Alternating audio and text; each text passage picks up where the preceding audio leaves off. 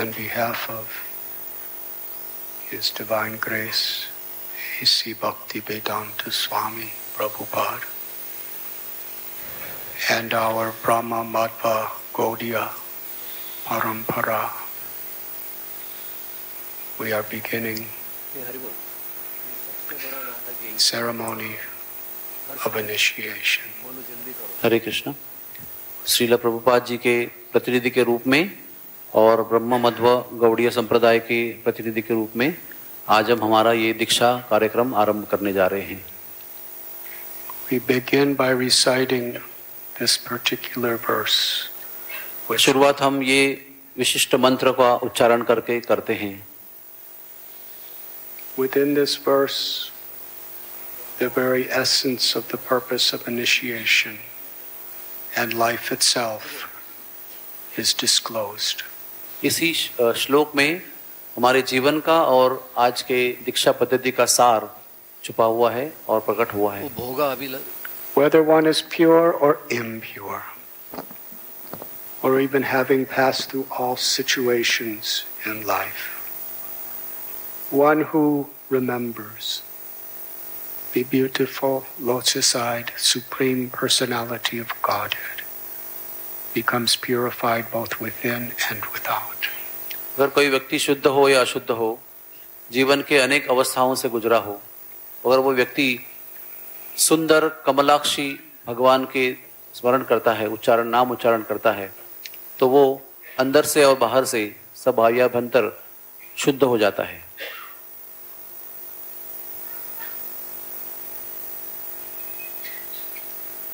Om apavitra pavitro.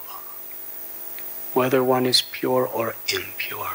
In this world, even if we are pure, if we forget Krishna, then we are subjected to the powers of material energy.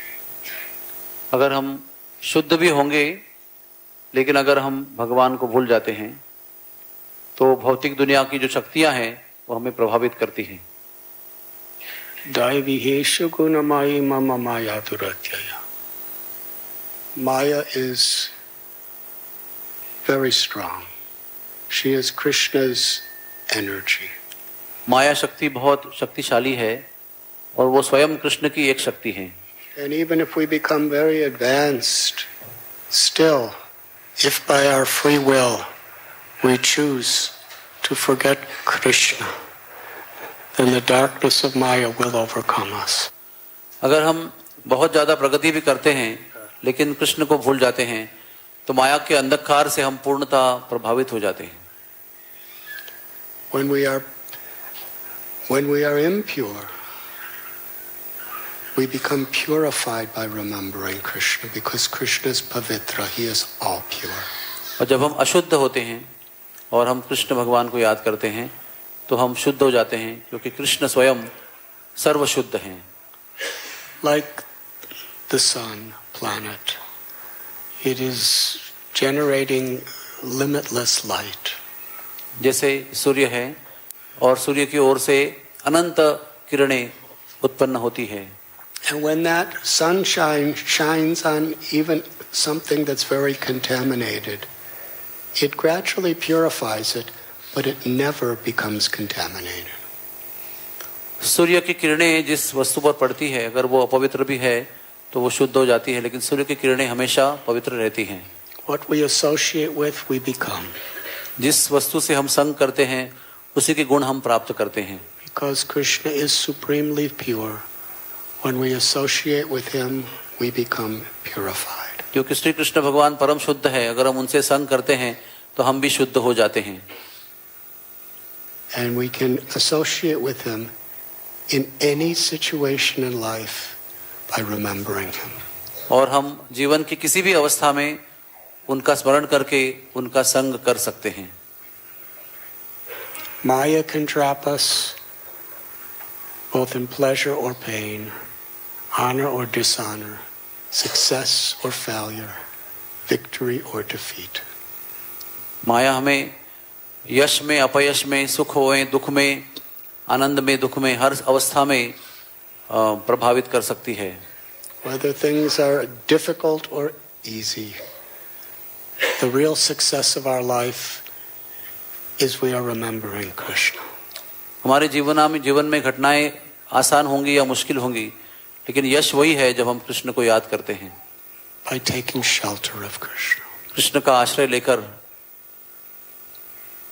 To remember Krishna and take shelter in the path of bhakti means to always remember what Krishna wants us to do in every situation. Shri Krishna भगवान की स्मृति, उनकी याद करने का अर्थ यह है कि जो श्री कृष्ण हमसे चाहते हैं उसको करना, यही उनकी याद करने का सर्वपूर्ण महत्वपूर्ण अर्थ है. To live in harmony with His will. उनके इच्छा के साथ में एक रूप होकर जीना, यही उसका अर्थ है. In the material world, the miseries and the reversals are in truth designed to help devotees to understand the necessity of taking shelter of Krishna. इस जीवन में जो दुखद घटनाएं होती हैं वो भगवान के द्वारा इस तरह रची गई हैं कि भगवान हमें उनकी याद कराना चाहते हैं और उनकी याद आ जाए, इसलिए इन घटनाओं की रचना की गई है. Because life is very short. क्योंकि जीवन बहुत ही छोटा है. And it is very uncertain. और वो बहुत अनिश्चित है. There are so many powers beyond our own that can cause us suffering or death. हमारे कल्पना और शक्ति के परे ऐसी शक्तियां हैं जो हमें बहुत बड़ा दुख दे सकती हैं. So a devotee's enthusiasm to serve Krishna and remember Krishna is not dependent on how nice material energy is treating us. तो भगवान के भक्तों की जो उनकी सेवा करने की इच्छा है, वो भौतिक दुनिया की शक्तियां, माया शक्ति कैसे हमें प्रभावित करती है, इस पर निर्भर नहीं रहता है. And it's also not dependent on how bad material energy is treating us. और भौतिक शक्ति हमें किस बुरी प्रकार से हमको अपने आप को प्रस्तुत कर रही है, इस पर भी हमारी भगवत भावना निर्भर नहीं रहती है. In all conditions in material world, we should remember Krishna. जीवन के हर स्थिति में हमें श्री कृष्ण की याद करते रहना चाहिए. By living according to His will. उनकी इच्छा के अनुसार जीवन को चलाने के माध्यम से.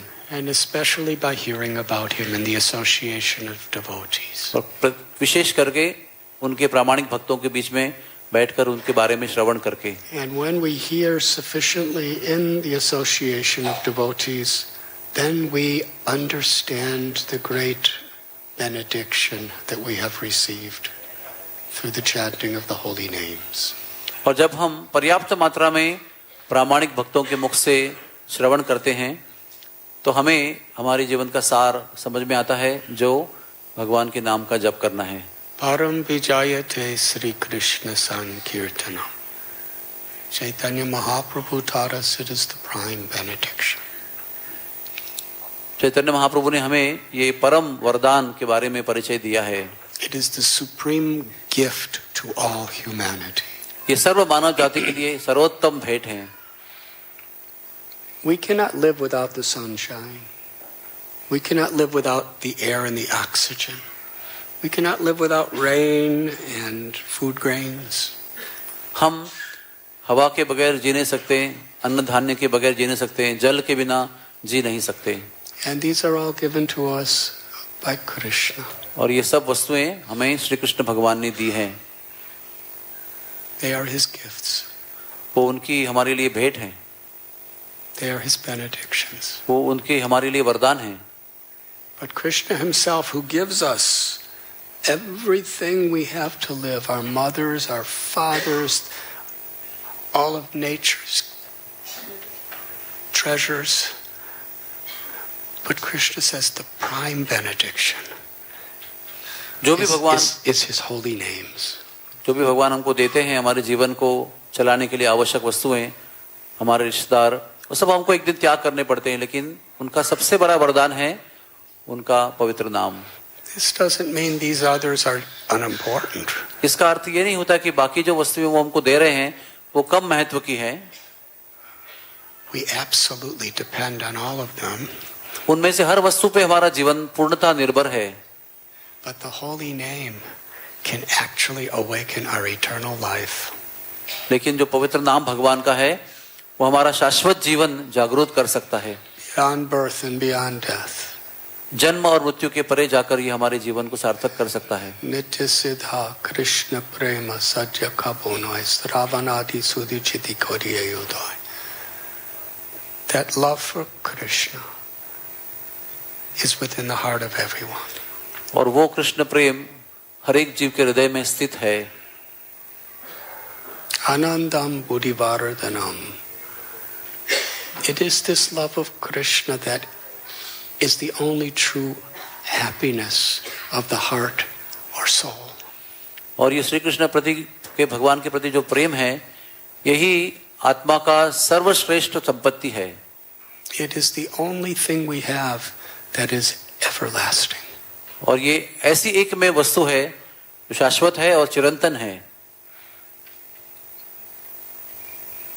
It is Harinam Sankirtan. और इसे हरिनाम संकीर्तन कहते हैं। The name of the Lord that Krishna has given that awakens this love.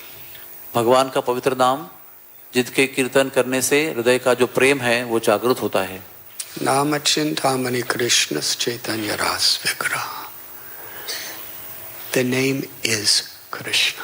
भगवान का नाम ही स्वयं कृष्ण है। Kali Kale Namarupe Krishna Avatar. In this age of Kali, Krishna especially incarnates in the holy name. कलयुग में विशेष रूप से भगवान अपने नाम के माध्यम से अपने आप को प्रकट करते हैं। He appeared in many avatars. वो कई अवतारों में अपने आप को प्रकट करते हैं। As Matsya, Kurma, Varaha, Narasingha. You don't have to translate. As Parasuram, Vamanadev, Sri Ramchandra. He came as Krishna Balaram. He appears as Lord Buddha. And then he comes in his most munificent incarnation. Namo Mahaparanyaya Krishna Prema Padaide. Krishnaya Krishna Chaitanya Namane Gaura Dveshe Nama. As Sri Chaitanya Mahaprabhu. अनेक अवतारों में अवतार लेने के बाद स्वयं आखिर में वो स्वयं चैतन्य महाप्रभु के अवतार में आते हैं जो सबसे दयालु कृपालु अवतार हैं। And this same Krishna who appeared throughout the ages in these most munificent, most merciful avatars has come as Sri Chaitanya to teach us that his most merciful avatar is his holy name. और सभी अवतारों में सर्वश्रेष्ठ दयालु अवतार के रूप में चैतन्य महाप्रभु के रूप में जब श्री कृष्ण आते हैं तो वो समझाते हैं कि मेरा सबसे दयालु अवतार है भगवान का पवित्र नाम। Because all the incarnations are in Krishna. He is the avatari, the source of all. क्योंकि सारे जो अवतार हैं वो आते हैं वो सब कृष्ण से ही आते हैं और कृष्ण अवतारी हैं। Krishnastu Bhagavan Swayam. And he's not different than his name. और वही कृष्ण अपने नाम से अभिन्न हैं। Srila Bhaktisiddhanta Saraswati Thakur, he wrote that Krishna's form, qualities, pastimes, Krishna's abode, Krishna's eternal associates, they are all revealed to us when we sincerely chant the holy names. भक्ति सिद्धांत सरस्वती ठाकुर बताते हैं कि भगवान का रूप, गुण, धाम और उनके जो पार्षद हैं ये सभी वस्तुएं, सभी दिव्य वस्तुएं उनके नाम का जप करने से हमारे सामने प्रकट होती हैं। सभी लोग मोबाइल साइलेंट पे रखें please. Was born in a family of untouchables in a time when the materialistic conception of the caste system was at its highest point. Shri Haridas Thakur का जन्म बहुत ही अस्पृश्य जाति में हुआ था और उस समय हुआ था जब जातीयवाद, जाति के बारे में जो समाज का स्थिति था वो सब परमोच्च अवस्था में था। But Sri Chaitanya Mahaprabhu, Sri Nityananda Prabhu, Balaram, Advaitacharya, Sadashiva, Mahavishnu, they all accepted Haridas as the topmost human being, the greatest Acharya, because he was teaching the world the glories of Krishna's holy names. लेकिन नित्यानंद प्रभु जो बलराम जी हैं, अद्वैत आचार्य सदाशिव और महाविष्णु हैं, और बाकी सब महान भक्तों ने हरिदास ठाकुर को नाम आचार्य माना, क्योंकि वो भगवान के नाम का प्रचार और गुणगान कर रहे थे.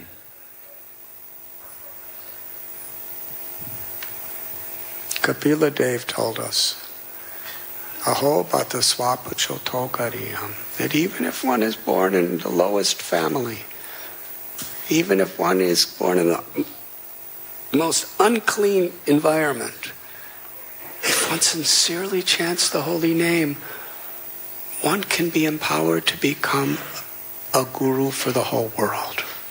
कपिल देव भगवान बताते हैं भागवत में कि जो व्यक्ति सबसे पतित अवस्था में जन्म लेता है, जिसका सबसे पतित जाति में जन्म हुआ है, गंदी अवस्था में जन्म हुआ है, लेकिन अगर वो भगवान के नाम का जप करता है तो परम श्रेष्ठ बन जाता है. Ajamil was sinful and disgraceful in every way. But when he chanted and remembered Krishna in his holy name at the most crucial time of his life, he was saved. He was purified. Ajamil ने अपने जीवन में बहुत सारे जघन्य पाप किए, लेकिन अपने जीवन के सबसे महत्वपूर्ण समय पर, मृत्यु के समय में, उन्होंने भगवान का नाम का स्मरण किया और वो सभी पापों से मुक्त होकर शुद्ध हो गए. Sri Chaitanya Mahaprabhu, who is Purushottam, the supreme personality of Godhead, he proclaimed that this chanting is the prime benediction, the supreme gift of Krishna's love, because it awakens our love. Shri Chaitanya Mahaprabhu जो परम पुरुषोत्तम हैं, परम भगवान हैं, वो ये सबके लिए ऐलान करते हैं कि श्री कृष्ण का नाम ये हमारे लिए जीवन की सबसे बड़ी सबसे श्रेष्ठ भेंट है, क्योंकि वो हृदय में श्री कृष्ण प्रेम को जागृत करती है. Whatever we do in life, if it doesn't help us to nourish that seed of devotion, that seed of love in our heart, then it's a waste of our time. It has no spiritual value. अगर हमारे जीवन में हम कोई कार्य करते हैं, कोई वस्तु को स्वीकार करते हैं, अगर वो वस्तु और कार्य हमारे हृदय के प्रेम को जागृत नहीं करता है, तो वो निरर्थक और व्यर्थ वस्तु है.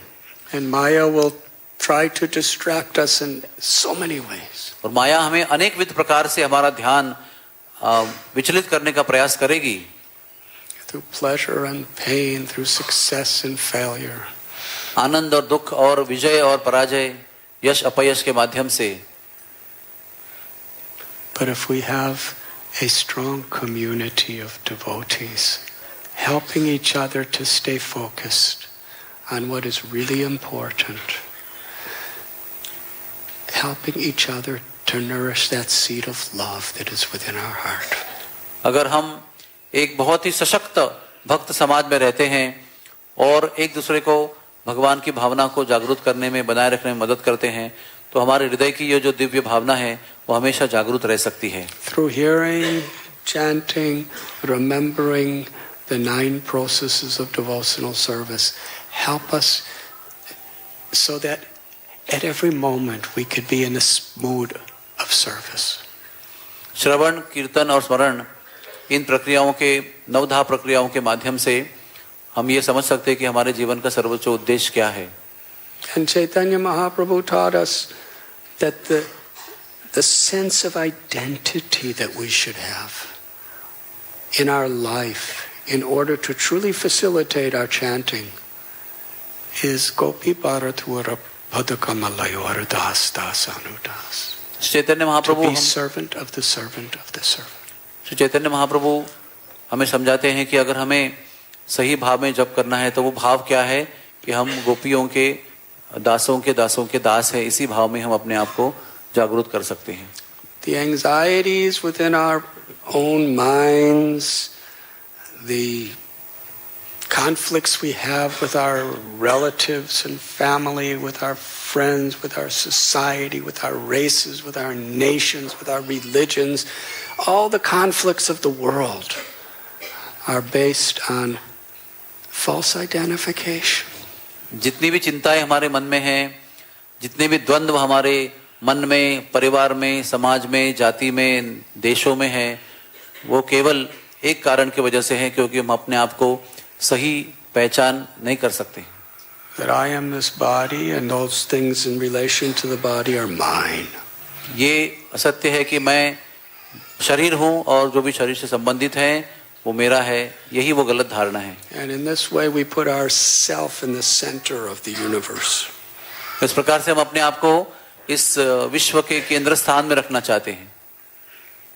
Bhakti means Jivera Swarupai Krishna Nityadas, to put Krishna in the center of the universe. भक्ति का अर्थ यह है कि अपनी जगह पर श्री कृष्ण भगवान को जीवन और विश्व के केंद्र स्थान में रखना.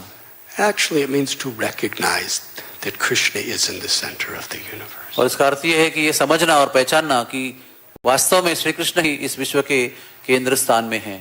And take away this false identification that I'm in the center.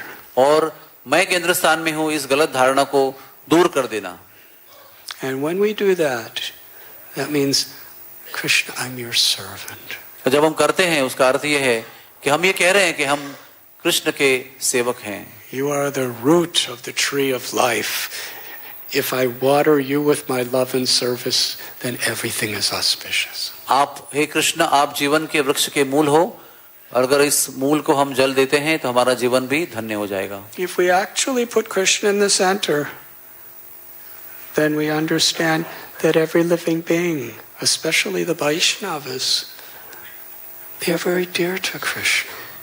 और अगर हम वास्तव में उस वृक्ष के मूल को जल देते हैं तो हम समझते हैं कि हर जीव और खास करके भगवान के भक्त जो हैं वो सब उन्हीं के अंश हैं, उन्हीं के पार्षद हैं. So there's no reason to fight. इसलिए झगड़ा और संघर्ष का कोई कारण ही नहीं है. Even if we do fight, और अगर हम झगड़ा करते भी हैं we do it with love for each other. वो भी हम लोग प्रेम से करते हैं. We do it as well wishers to each other. एक दूसरे के हितैषी के रूप में झगड़ा करते हैं. Krishna would wrestle with his friends and his friends would wrestle with each other.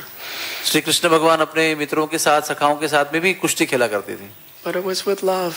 लेकिन वो प्रेम के साथ करते थे. Krishna argued with Rukmini sometimes and even Srimati Radharani and gopis. और श्री कृष्ण कभी-कभी रुक्मिणी से, कभी-कभी राधा रानी से और कभी-कभी गोपियों से भी वाद विवाद करते थे. Vishwarup Prabhu could tell you so many stories.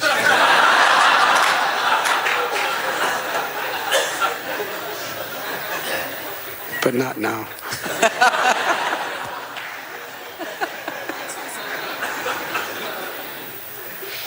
So fighting is natural. तो संघर्ष और युद्ध करना ये बहुत ही स्वाभाविक है. But in Vaishnav community, even fighting should be as a well-wisher, with love, with respect. और लेकिन वैष्णव संप्रदाय में, समाज में वाद विवाद और झगड़ा भी प्रेम पर आधारित होना चाहिए. No one gets discouraged. Everyone becomes encouraged. कोई भी व्यक्ति ऐसे वादों से निरुत्साही नहीं होता है, उनको उत्साह प्राप्त होता है. So if we want to actually reach out to the whole world with this great benediction that Lord Chaitanya has given us, तो वास्तव में अगर हमें it is important that we practice these principles among ourselves as a Vaishnav community. तो वास्तव में अगर हमें ये श्री चैतन्य महाप्रभु के द्वारा दी गई परम श्रेष्ठ भेंट अगर सबके पास पहुंचानी है तो हमें स्वयं इस विधि को अपने जीवन में अमल करना चाहिए. And it is this culture of bhakti. और ये वही भक्ति की संस्कृति है, भक्तिमय संस्कृति. That Srila Prabhupada, our beloved founder Acharya, facilitated to spread throughout the whole world. और यही वो संस्कृति है जो हमारे परम गुरुदेव श्री प्रभुपाद जी ने विश्व भर में उसको बड़ी करुणा से फैलाया. It was his love, it was his compassion. ये उनका प्रेम और उनकी करुणा थी.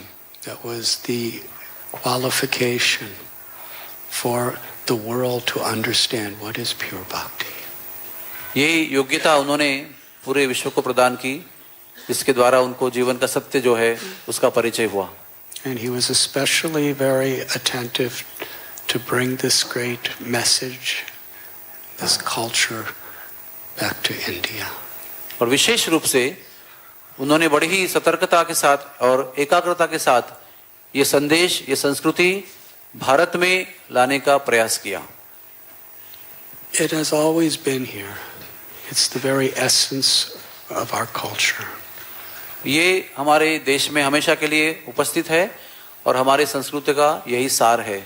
But Srila Prabhupada, by his brilliance and the order of Srila Bhaktisiddhanta Saraswati Thakur, the inspiration of Bhaktivinoda Thakur, and with the power of the knowledge of the six Goswamis, Srila Prabhupada,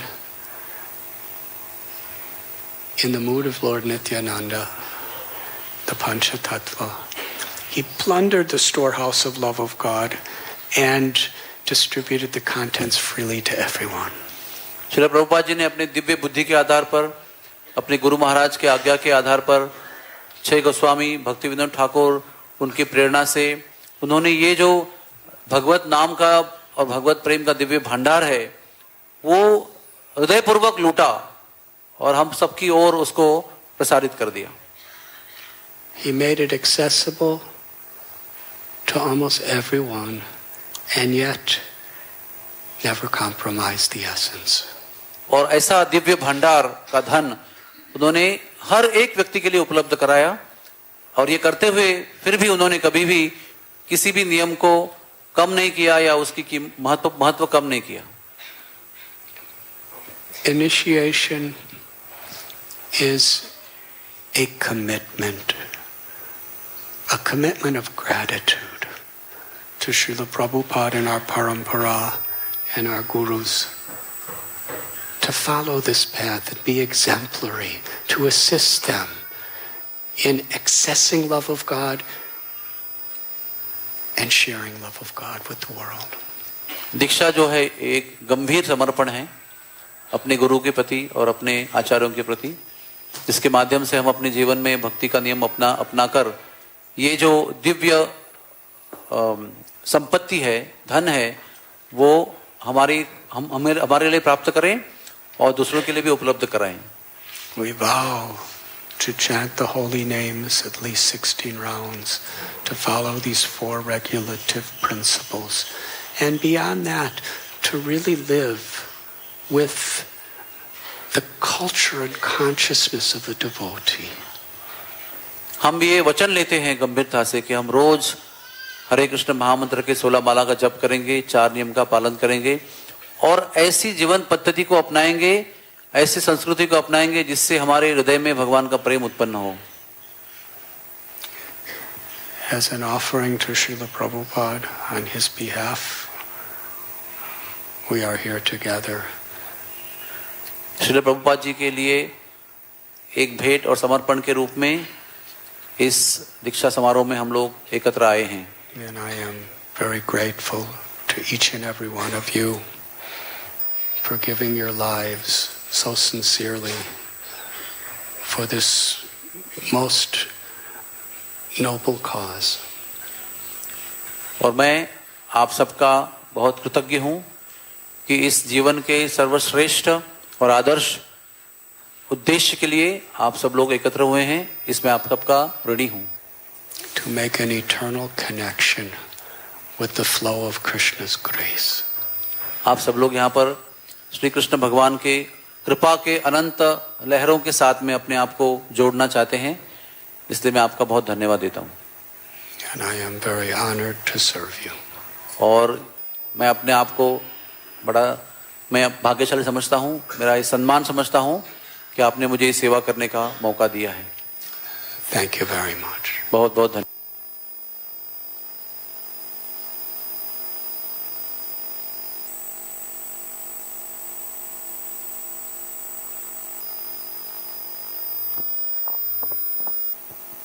हरे कृष्णा.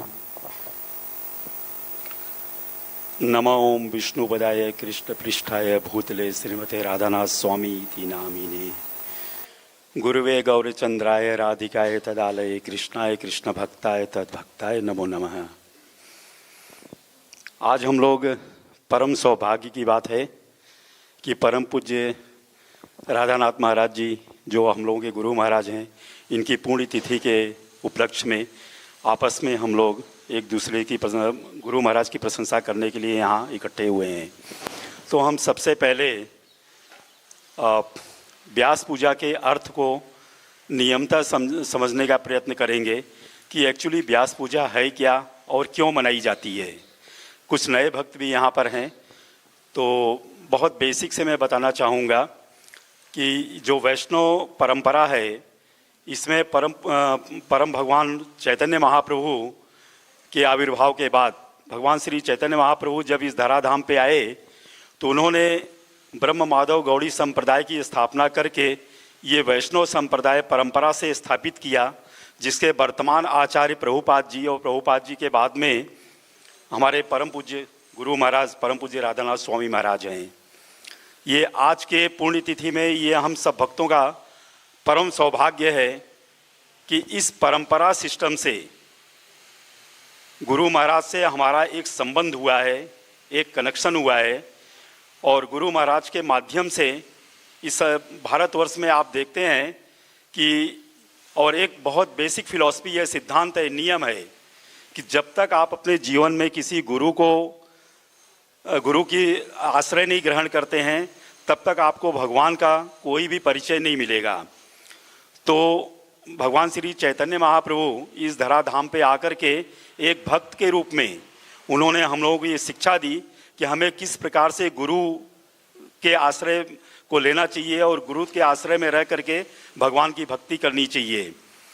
तो अगर आप, चूँकि यहाँ पे सभी भक्त काफ़ी senior हैं और ये चीज़ को अच्छी तरह समझते हैं कि गुरु की कितनी इम्पोर्टेंस है और गुरु हमारे लिए किस तरह से पथ प्रदर्शक और मार्गदर्शक होते हैं, और यही एक ऐसे हैं जिनके माध्यम से हम सब कुछ प्राप्त कर सकते हैं। इस संसार में, इस पृथ्वी पर आपने बहुत आश्चर्यजनक बहुत सी ऐसे चीज़ें अनुभव किया होगा कि बहुत सारी हमारी जो भौतिक ज्ञान है, किताबी ज्ञान है, चाहे वह शास्त्र का ही ज्ञान क्यों नहीं हो, अध्यात्म का ही ज्ञान क्यों नहीं हो, और भौतिक ज्ञान तो उसके सामने बहुत छोटा है, पर ये सारा ज्ञान हमारे अंदर अपने आप प्रभावित होता है, अपने आप आविर्भाव करता है और अपने आप हम इस चीज़ को प्रकट करते हैं यदि हम गुरु के अपनी निष्ठापूर्वक यदि हम गुरु के चरण में उनकी शरण ग्रहण करते हैं। तो गुरु, आज हम लोग बहुत भाग्यशाली हैं, सौभाग्य है कि हमें परम पूज्य राधानाथ महाराज जी का संग मिला है। और इस बार तो बहुत ही विशेष ये रहा परम आनंद की बात कि परम पूज्य राधानाथ महाराज जी श्री धाम वृंदावन इतने सालों के बाद आए, और आने के बाद लगभग जितने भी भक्त हैं जो उनके शिष्य हैं और जो अभी एस्पायरिंग हैं या जो भी दीक्षा लेना चाहते हैं, इन सभी लोगों को संग प्राप्त हुआ है गुरु महाराज का। तो गुरु महाराज का एक्चुअली इस समय जो वर्तमान में ये 5-7 दिनों के अंदर जो मैंने थोड़ा सा संग प्राप्त करके अनुभव प्राप्त किया, उसको मैं आज के दिन आप लोगों से बताना चाहूँगा कि गुरु महाराज का स्पष्ट रूप में ये कहना है और समझना है और सोचना है कि हम लोग जो भक्ति है ये कोई दिखावा या हम कभी फूल माला या कभी कुछ और तरीके से किसी मनोकल्पित विषय से या किसी आर्टिफिशियल तरीके से हमको एक्सपोज नहीं करना चाहिए। इसको बहुत हृदय से लेना चाहिए और हृदय से लेकर के हमें और भक्तों के संपर्क में, भक्तों के कोऑर्डिनेशन में, भक्तों के संयोग से हमें इस चीज़ का अनुभव होता है अच्छी तरह से कि हमें प्रामाणिकता से कैसे गुरु को प्रसन्न करना चाहिए। तो परम पूज्य राधानाथ महाराज जी का क्या मूड है व्यास पूजा के विषय में, और महाराज जी ने व्यास पूजा के विषय में उनका स्पष्ट ये कहना है कि हमारे सारे भक्त एक बहुत ही अच्छे तरह से भगवान की भक्ति करें, और श्री धाम वृंदावन में वो भक्त सौभाग्यशाली हैं जो यहाँ रहते हैं खास करके, और उनसे महाराज ने खास ये उनकी सोच है कि जो है हम लोग जो भक्ति करते हैं वो अपने जो हमारे यहाँ के वरिष्ठ भक्त हैं उनको अनुगत होकर के और उनके संपर्क में रह करके भक्ति करें, ये बहुत महत्वपूर्ण बात है। दूसरी इम्पॉर्टेंट बात यह है कि हम लोग जो भक्ति कर रहे हैं उसको पूरी तरह से गुरु महाराज को डेडिकेट करके समर्पित करके करें। और ये सारी चीज़ें हम तभी कर पाएंगे जब हम शुद्ध वैष्णव के संपर्क में रह के, वरिष्ठ वैष्णव के संपर्क में रह करके और उनके आश्रय में रह करके और हम भक्ति का अभ्यास करेंगे। जैसा अभी लेक्चर में भी महाराज जी बता रहे थे, बार बार रिपीट करते हैं कि जो है हमें 16 माला गजब 4 नियम का पालन। और स्पष्ट रूप में मैं आपको बताना चाहूँगा कि कई बार हम लोग प्रत्यक्ष गुरु से नहीं मिल पाते हैं और नहीं मिलने के बाद में भी हमें ऐसा लगता है कि अरे हमने गुरु महाराज को हम मिले नहीं, या हमें उनके पास जाने का मौका नहीं मिला, या हमने उनकी कोई फिजिकल सेवा नहीं की। तो ऐसी सब बातों को देख करके यदि गुरु, देखिए ये बहुत इंपॉर्टेंट बात है कि श्रीमद् भगवद गीता के 9वें अध्याय के 22 नंबर इस श्लोक में आप देखेंगे कि भगवान ने इस सृष्टि की रचना में पक्षी, कछुआ और मछली, दर्शन, चिंतन और दृष्टि, इससे जो है वो अपने परिवार का अपने परिवार का पालन करते हैं, अपने बच्चों को बड़ा करते हैं। तो जब इतना निम्न श्रेणी का प्राणी जीव जो अगर अपने जो है संतान का पालन करके उनको ग्रो कर सकता है, बड़ा कर सकता है, तो आप सोच सकते हैं कि इस संसार में हमें अब किसी भी प्रकार से अगर गुरु हमें प्राप्त हुए हैं और वो भी इतने शुद्ध गुरु, तो हमें उनके आश्रय लेने से और शुद्धता से आश्रय लेने से वो सभी चीज़ें प्राप्त हो सकती हैं। और गुरु हमारे सामने हो या न हो, लेकिन हम जिस दिन हमने उनकी शरण ग्रहण कर ली है उसी दिन से गुरु जो है हमारी 24 घंटे उस एक पक्षी और एक इसके तरह, कछुआ की तरह, कछुआ देखिए जल में रहता है लेकिन अंडे जो है बाहर देता है, लेकिन अपने चिंतन से वो अपने बच्चों को बड़ा करता है। उसी प्रकार से गुरु जो है अंतर्यामी होते हैं। तो गुरु अंतर्यामी होने से वो हमारे सारी एक्टिविटीज़ को उस समय पूरी तरह से वॉच करते हैं। और यदि हमने अपने मन से अगर ये मान लिया है कि यही हमारे गुरु हैं, तो व्यास पूजा का बेसिकली अर्थ यही है कि हम गुरु को 100% शरणागत यदि होते हैं तो इस संसार की सारी वस्तुएं जो आपकी डिजायर है उसके लिए भगवान का भगवद गीता में कमिटमेंट है कि वो जो है हमें वो सब चीज़ें देंगे जो आपको चाहिए। लेकिन कंडीशन एक ही है कि हमारी भक्ति जो है उस तरह से होनी चाहिए। और वो भक्ति कैसी होनी चाहिए? जैसा हमारे गुरु महाराज चाहते हैं। तो आज के दिन हम लोग जो परम पूज्य राधानाथ महाराज जी की व्यास पूजा मनाने के लिए यहाँ इकट्ठे हुए हैं, तो हम आप लोगों से हाथ जोड़ के यही विनंती करेंगे कि बिना किसी दिखावे के, बिना किसी उसके और बिना किसी मैनिपुलेशन के हम अपनी भक्ति को शुद्धता से अपने आचरण में उतारें। और हमें देख करके यहाँ पे हम ये इंटरनेशनल सोसाइटी है और यहाँ पे तमाम गुरु और उनके शिष्य लोग रहते हैं, तो हमें सबसे पहले उनके बीच में अपना बिहेवियर बिल्कुल एग्जम्पलरी होना चाहिए। वो लोग भी हमें अप्रिशिएट करें कि हाँ, कभी कभी हम कई भक्तों को नहीं पहचानते, कई नहीं जानते हैं, लेकिन वो भक्त हमें अगर किसी भी प्रोवोकेटिव सिचुएशन में या किसी अपवर्ड पोजीशन में देखते हैं तो उनके तुरंत दिमाग में ये आता है कि अरे ये राधानाथ महाराज का शिष्य है, अरे ये इनका शिष्य है। तो हमें बहुत इस चीज़ से अलर्ट रह करके अपनी भक्ति को करना है। रूप गोस्वामी का साफ साफ शब्दों में ये कहना है कि हमें अपनी भक्ति को, जैसे ये भक्ति लता बीज है, उसको हम लोग किस तरह से उसका पोषण करते हैं, उसी तरह भक्ति जो है, भक्ति देवी बहुत ही कोमल हैं, इनका हमें पोषण करने की आवश्यकता है। तो एक भक्त को एटलीस्ट चैतन्य महाप्रभु के अनुसार ये सीखना चाहिए कि किस प्रकार से हमें अपनी भक्ति को मजबूत करने के लिए, सुदृढ़ करने के लिए हमें जो है भगवान की भक्ति करनी चाहिए। और ये बहुत सिंपल, देखिए बहुत सिंपल कहावत है और सिद्धांत भी है कि हमें भगवान की कृपा से गुरु प्राप्त होते हैं और गुरु की कृपा से भगवान प्राप्त होते हैं। तो वाइस वर्सा इसमें आप देखोगे कि गुरु की कृपा से भगवान प्राप्त होते हैं। इसको हम लोग अपने साधना भक्ति से गुरु के चरणों का आश्रय लेकर के भगवान तक पहुंच सकते हैं, जिसको आप अपने पूरे फिजिकल इस शरीर में, इस भौतिक शरीर में से ट्रांसफर करके आध्यात्मिक शरीर से होते हुए भगवान के धाम जा सकते हैं। ये नोन टू कॉज है, आपको पता रहेगा, आपको सब कुछ पता होगा कि कैसे कर रहे हो, लेकिन भगवान की कृपा से गुरु प्राप्त होंगे, ये इस संसार में किसी भी शिष्य के अंदर क्षमता नहीं है कि वो ये बात को समझ ले। तो इसका मतलब ये हमें स्पष्ट साबित होता है कि इस पूरे संसार में जितने भी भक्त हैं, जिनको भी गुरु का आश्रय प्राप्त हुआ है परंपरा के अनुसार, उन सब पे निश्चित रूप से भगवान ने हम लोगों को कहीं न कहीं पे कंट्रोल रखा है, लेकिन उन्होंने इसको उजागर नहीं किया, इसको स्पष्ट नहीं किया है।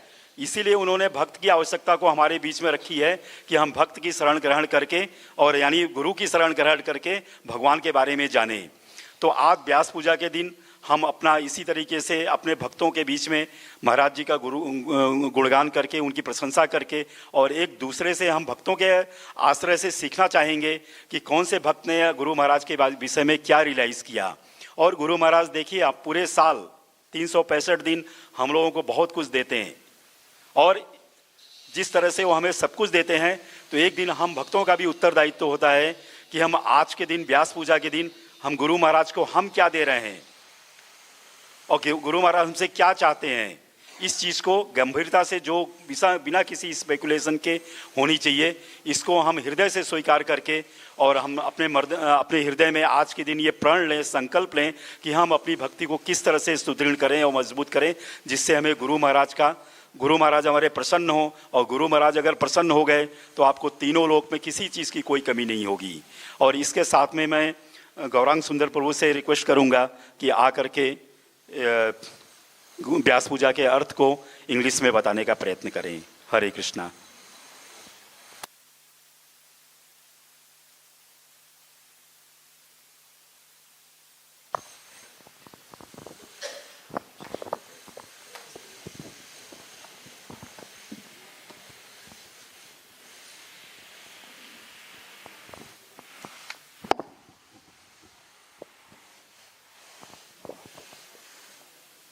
Hare Krishna.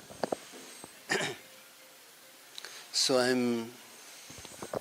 I'm just doing the service which has been given to me, and most importantly for me myself, as every year His Grace Devanand Pandit Prabhu asks us to recollect and remember the meaning of Vyasa Puja. So although this may seem like a repetition, but actually it's very important because it is the essence of Vyasa Puja. So my request is, this is for those who don't understand Hindi.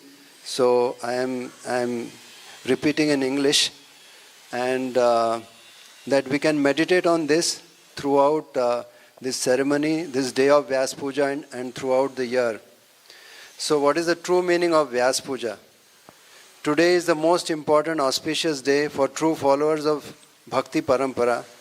Srila Vyasadeva, who is the incarnation of Lord Narayan, was born on the full moon day of the month of Ashad. In Bharatvarsh, everyone worships their spiritual master, who is a true representative of Vyasadeva on this day, which is celebrated with great honor and reverence as Sri Vyasa Puja or Sri Guru Puja. It is essential, however, that we understand the true significance of Sri Vyasa Puja. Merely placing a garland on the neck of Sri Guru Maharaj or offering at his feet a few flowers and fruits, some money, sweets or cloth does not mean that real worship of the Guru has been performed. The real Vyasa Puja is to surrender oneself completely at the lotus feet of Srila Gurudev and to fulfill his desires and instructions. This means that one should completely offer one's independence at the lotus feet of Sri Guru in a mood of surrender. O Srila Gurudev, I am offering everything that belongs to me at your lotus feet. At the time of his initiation from Sri Ishwar Puripad, Sri Chaitanya Mahaprabhu said in Sri Chaitanya Bhagavat, Ei ami deha samarpilama tomare, Krishna pada padmera amrita rasa pana, amare karao tumi nahi chahidana. O Gurudev, I have surrendered my body and everything that is mine at your lotus feet. I shall follow your every instruction. My only wish is to receive your merciful benediction, by which you kindly make me drink the transcendental nectar of Sri Krishna's lotus feet. Srila Vishwanath Chakravarti Thakur writes, Yasya prasadat bhagavat prasado. And Narottam Das Thakur writes in Prem Bhakti Chandrika, Shri Guru Charana Padma Kevala Bhakati Sadma Vando Moi Savadhana Mate. If a person can selflessly surrender in this way, it does not matter whether or not he worships his Gurudev with flowers and so forth, for such worship is just a symbolic act meant to instruct the common people. Real Guru Puja cannot be performed until the mood of selfless surrender at the lotus feet of Sri Guru appears in one's heart. Srila Sanatan Goswami and Rupa Goswami relinquished not only their home but also their post as Prime Minister and Treasury Minister, their abundant opulence, their property, servants and so on, specifically so that they could fulfill the desire of Sri Chaitanya Mahaprabhu. They approached Sriman Mahaprabhu empty-handed and feeling, Namo Mahavadanyaya Krishna Prem Pradayate. Ke ami kene amani tapatraya. Now we are yours. They completely surrendered themselves to him. This alone is the real mood of Vyasa Puja. What is truly the most desired goal in the world? It is the service to the lotus feet of the divine couple Shri Shri Radha Krishna. Serving their lotus feet is undoubtedly our only purpose in life. Although it is extremely rare to achieve this, Ei rupe brahmanda brahmite kona bhagyavana jeev. If one secures the shelter of the lotus feet of a genuine guru, this otherwise almost unattainable goal can be attained. In other words, if we surrender unto the lotus feet of the bona fide guru and practice serving the divine couple according to his teachings, instructions, etc., we can attain the transcendental loving service of Shri Shri Radha Krishna very soon. Although Shri Krishna himself is the origin of bhakti, Shri Guru is his incarnation or manifestation. Therefore, unless a person sincerely and selflessly serves Shri Guru, he will not attain bhakti even if he makes millions of endeavors and even if Bhagavan himself bestows mercy upon him. It should be understood that Shri Guru is non-different from Bhagavan. The Shvetashvatar Upanishad states, Yasya deve para bhaktir yatha deve tatha guru tasyaita kathita iharta prakashante mahatmanaha. Only unto those great souls who have implicit faith in both the Guru, the Lord and the spiritual master are the imports of Vedic knowledge automatically revealed. The people of Bharatvarsha are indebted to Srila Vyasadeva. Srila Vyasadeva first divided the Vedas and thereafter compiled their essence in Vedanta Sutra. After he manifested the Puranas and the Mahabharata, yet his heart still remained dissatisfied. Later on, by the mercy of Sri Narad Muni, he described the pastimes of Sri Krishna and narrated them to Shukadeva Goswami. Srila Shukadeva Goswami's worship of Srila Vyasadeva, his father and spiritual master, was the first Vyasa Puja.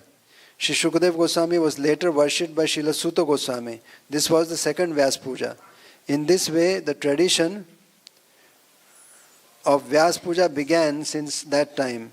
Therefore, Vyasa Puja or Guru Puja has been practiced since ancient times in true Parampara system. Worship of the Guru is performed even before worship or puja of Sri Krishna. We sing every day Guru Ashtakam at Mangalarti to seek his benediction, and then we do Guru Puja. Our great fortune is that we are coming in that very parampara or succession of bona fide gurus that is comprised of Sri Chaitanya Mahaprabhu himself, Sri Swarup Damodar, Sri Ramananda Rai, Sri Rupa Goswami, Srila Sanatan Goswami, Srila Krishnadas Kaviraj Goswami, Srila Narottam Das Thakur, Srila Vishwanath Chakravarti Thakur, Srila Jagannath Das Babaji Maharaj, Srila Bhakti Vinod Thakur, Srila Bhakti Siddhanta Saraswati Thakur Prabhupada, Srila A.C. Bhaktivedanta Swami, Srila Prabhupada, our Gurudev and his god brothers. Only in this succession of bona fide gurus is the conception of service to Shri Shri Radha Krishna, especially as a maid servant of Srimati Radhika, acknowledged as the topmost goal of life. The son of Sachidevi Gaur Hari, Chaitanya Mahaprabhu, who is none other than Shri Krishna himself, with the mood and complexion of Shri Radha, appeared in this world to bestow this most auspicious gift. Sriman Mahaprabhu himself did not preach this doctrine, but inspired it in the heart of Srila Rupa Goswami and manifested it in this world through him.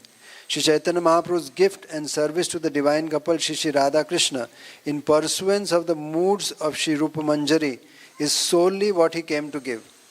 Although we are so fortunate to be in this parampara, to truly imbibe the concepts Srila Rupa Goswami requires sincere and honest effort. Many people who come forward to perform sadhana bhajan, to lead a life of devotional service, unfortunately become trapped by the illusory potency of the Lord and become attached to Maya in her feature as woman and wealth, puja, labh and pratishtha. In this way they entrench their life in misery, we should be ever alert on this path. It is to sincerely and purely follow the teachings of Srila Rupa Goswami. We should follow the instructions of Sriman Mahaprabhu and Sri Rupa Goswami by becoming acquainted with their teachings and performing bhajan accordingly. One who leads such a life by remaining under the shelter of a genuine Guru actually performs Vyasa Puja. Such conduct alone signifies fitting worship of Srila Rupa Goswami and our entire Guru Parampara. If one wishes to perform sadhan bhajan by following such rules and regulations, then one may stay in bhakti. We should all clearly understand that Krishna consciousness is not for enjoying senses and celebrating marriages. If one wants to practice bhajan in its purest form, then one should reside in the dham and serve Shri Guru and the Vaishnavas, even though one may receive chastisement from them. Shri Narad's curse upon Nalkuvar and Manigriv proved to be extremely beneficial for them. In the same manner, the chastisement of Shri Guru and the Vaishnavas is also highly auspicious.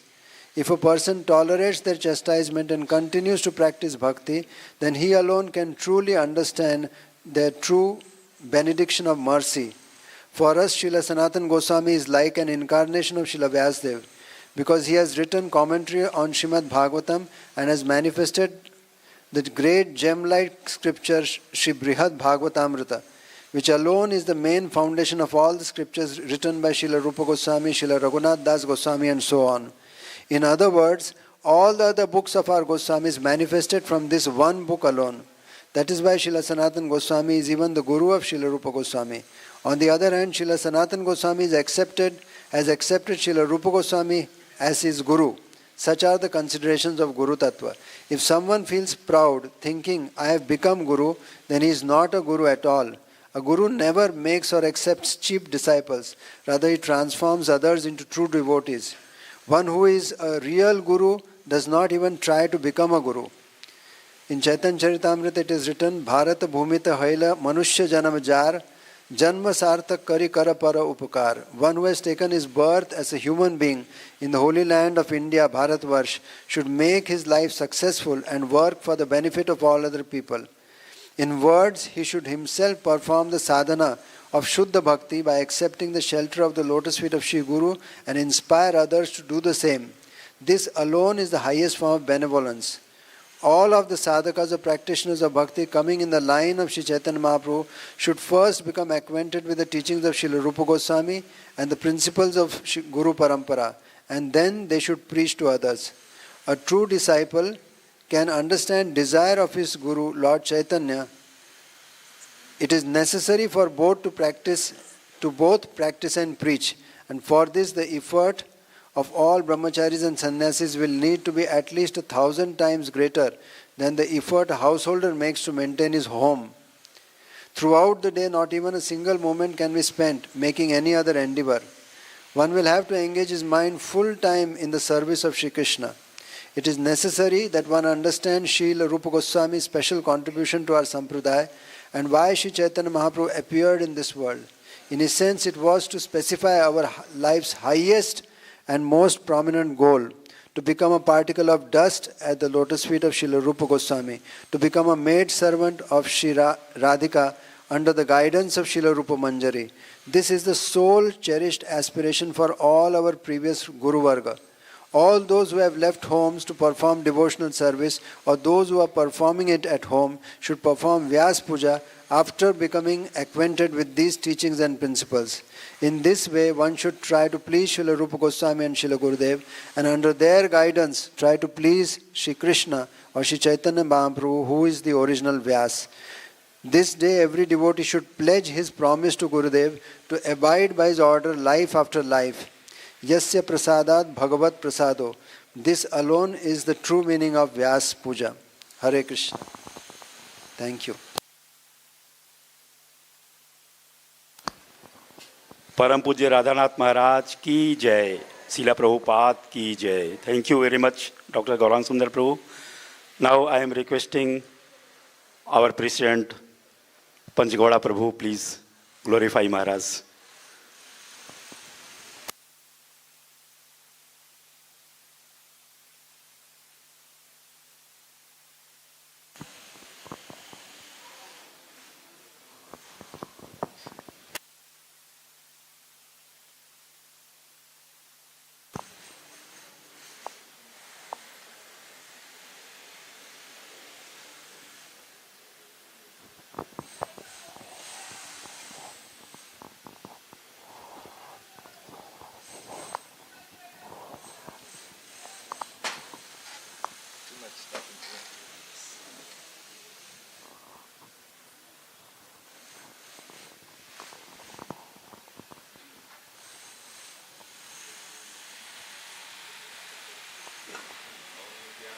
Arandasya Gyananjana Shalakaya Chakshurun Militam Jaina Tasmai Shri Guruve Namaha.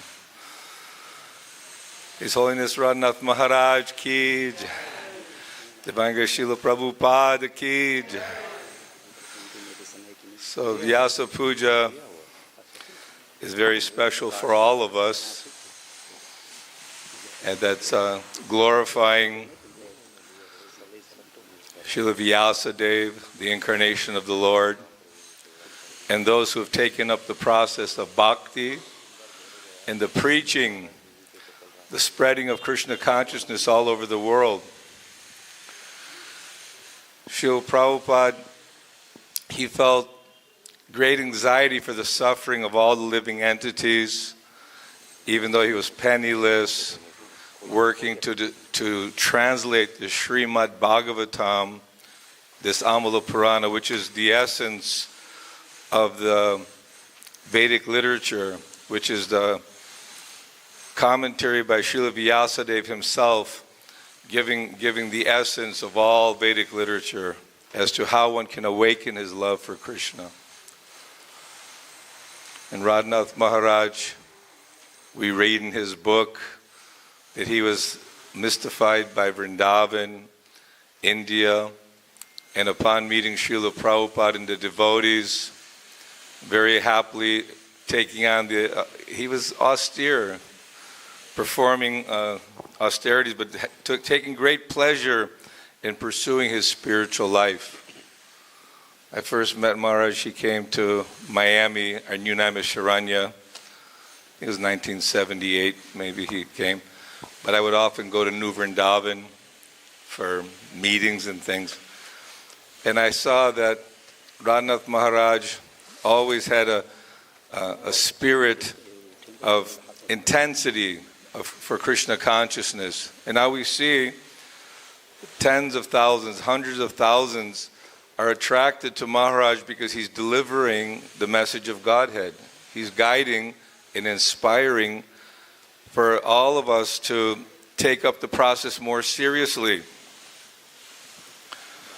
And he has a great sense of humor. He loves to laugh. And we were doing one Rath Yatra somewhere, I think it was in Bombay. He grabbed me by the hand and we snuck off to some closet just to catch up and have some fun, some jokes. But Maharaj is very, very much concerned to give Krishna consciousness to fulfill the mission of Srila Prabhupada. So we should feel very happy that we have followers of Srila Prabhupada, followers of Srila Vyasadeva, of Lord Krishna, who are giving us real inspiration and real guidance. Maharaj came just recently here, and he said, I want to see the whole project. So we spent a couple of hours just taking Maharaj every place, from the deity department where we're making all new cabinetries and great facilities for the deities. He was very happy about that. And showing the plans for the development, because of course this old building has lived out its life, and now we're making a new project.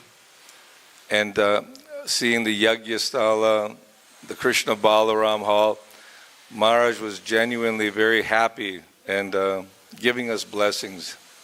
So we're honored to be friends, and also I feel honored to have a senior sannyasi, godbrother, who is giving so much time and attention and care. He just came back from a yatra in Jagannath Puri, over 10,000 followers.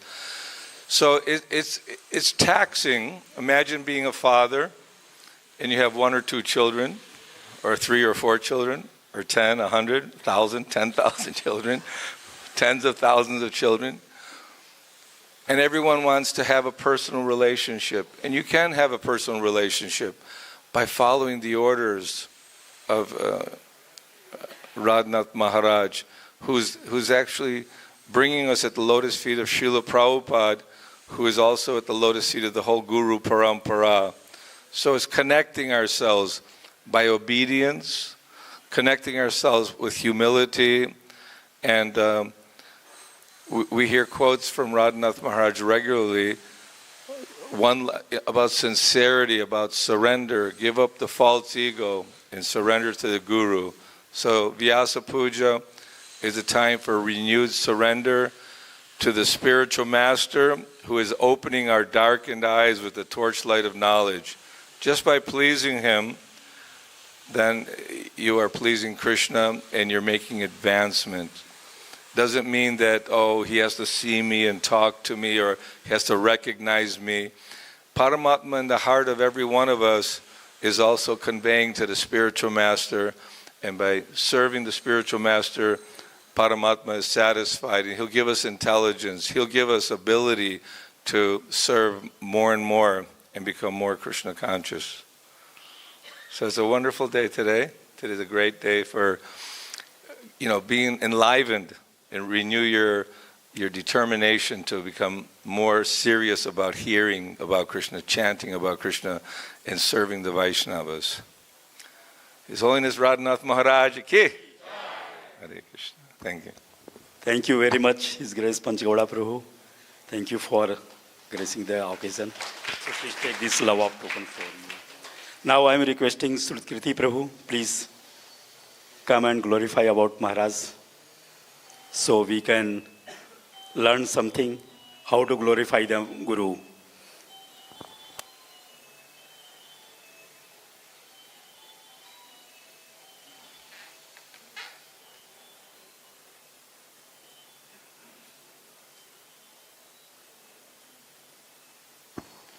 Hare Krishna, Krishna Krishna, Hare Hare, Hare Ram, Ram Ram, Hare Hare.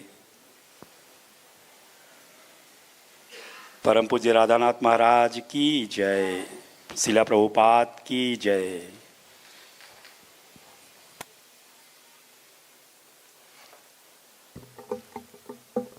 Hare Krishna Nama Om Vishnu Padaya Krishna Pastaya Bhutale Srimati Bhaktivedanta Swami Niti Namane Namaste Saraswati Devi Gauravani Pachani Nirvisesas Sanyavari Paskachadi Satani. Radhanath Maharaj. What can you say about him? So many things. I was thinking, what word popped into my head was he's annoying, Maharaj. Trying while he was here. He gives so much. Everyone he meets. Even walking. I know from the temple gate 3 here to MVT, when he gave class that morning, it must have taken a half an hour to do a 3-minute walk. He doesn't ignore anyone. So many qualities like that I see in my spiritual master, Srila Prabhupada. That ability to make you feel that you matter and that he has all the time in the world for you. Imagine, times 10,000, how to do that. But somehow or other he manages to do that. Of course, with me, he's very, very kind. And I see he loves to have association with those that had a lot of personal association with Srila Prabhupada. He's always eager to hear the stories about Srila Prabhupada. And he'll bring them out of you. While he was here, he told us a funny story. He said, I haven't told this, he said, very often. Maybe not at all. But we know he was at Cross Maidan Festival, I believe 1971. We all know that. And then, of course, he had to leave India because of his visa. So you know where he went. He went to England. And he wound up at a Bury place. There, he said, Radhanath Swami was there. He was very nice to him. Of course, at this time, he has long hair, very long hair. In our society in those days, anyone like that, kind of frowned upon, You never thought they would surrender. We were used to, if you walked into the temple with long hair, you shaved it off that day. So he wasn't that quick at doing that. But he said Radhanath Swami was very, very nice to him. He even gave him a letter recommending him. because now he was going to go back to the U.S. So then he went to New York. He met devotees there, and he heard about New Vrindavan. So having no idea what New Vrindavan might be like, he thought, well, Vrindavan, New Vrindavan. He'll go to New Vrindavan. Of course, they rejected him initially. We don't want you to come to New Vrindavan. You don't look like New Vrindavan material. I don't know anyone that wasn't New Vrindavan material. Anyone could be a New Vrindavan, but for some reason, for him, they gave him a little hard time. But he did wind up in New Vrindavan in those days. I was there from 1971, so he came a little after that. And of course, they put him, we would say, solitary confinement up on the Vrindavan farm. New Vrindavan was austere. The Vrindavan farm at the top of the hill was most austere place. Just to get there from any other New Vrindavan farms was like. So there he was, pujari, milking cows. He told me Radhanath Swami, because of course it was a farm, so they were growing crops. And Radhanath Swami gave him a shotgun and perched him on a chair and said, if you see any groundhogs, you shoot them. Radhanath Swami was ultimate pacifist. He wasn't going to shoot at anything. Anyway, these were some of the trials he went through in those early days. Now, what can we say? This Panchagota said just the other day we were at Priyakund? Huh? Yes, which his group, of course, has helped manifest. Beautiful. This was one thing I remember from Srila Prabhupada in 1972 at Kartik. Prabhupada said, our ISKCON devotees, we should help maintain Vrindavan area. So many years, 50 years later, he's doing that. In New Vrindavan, Prabhupada said he wanted 7 temples, all the 7 temples of Vrindavan, in New Vrindavan. I think at this point they've finally put together 1, maybe even 2. But he did that very same thing, we know, in Mumbai, GEV. He did that there. So his loyalty to Srila Prabhupada's instructions is very wonderful, very inspiring. For me, he's very, very encouraging. He visited the other day and gave him some pizza, but I didn't make it. And he said, he said, did you make it? I said, no, I didn't. He said, then I don't want it. He said, if you made it, no problem. Anything, no problem. Anyway, it's wonderful to have a relationship with someone who, within our ISKCON society, is such an amazing, surrendered individual. I see that with his god brothers, how he himself deals with them. I deliberately, when I see him, I never offer obeisances, because if you do, he's going to offer obeisances. So this is the way he is. So knowing how he is, I appreciate having a very warm, wonderful relationship with him. And like I say, he's always willing to do anything to help his god brothers and of course his followers as well. His preaching, I see on the board there, one quote after another, describing the process very practically of being a devotee, how to be humble, how to be enthusiastic, how to let go of the false ego. He's always teaching on a very practical level what it is to be a devotee. So I know there's many, many people here to speak. I could go on for some time, but I'm not going to. He's looking at me, so I'll stop here. Radhanath Maharaj ki jai. Hare Krishna. Thank you very much, Srutkirti Prabhu. Just when Maharaj was at my house, I asked one question, कि Maharaj, how can I serve Dham, Sri Vrindavan Dham?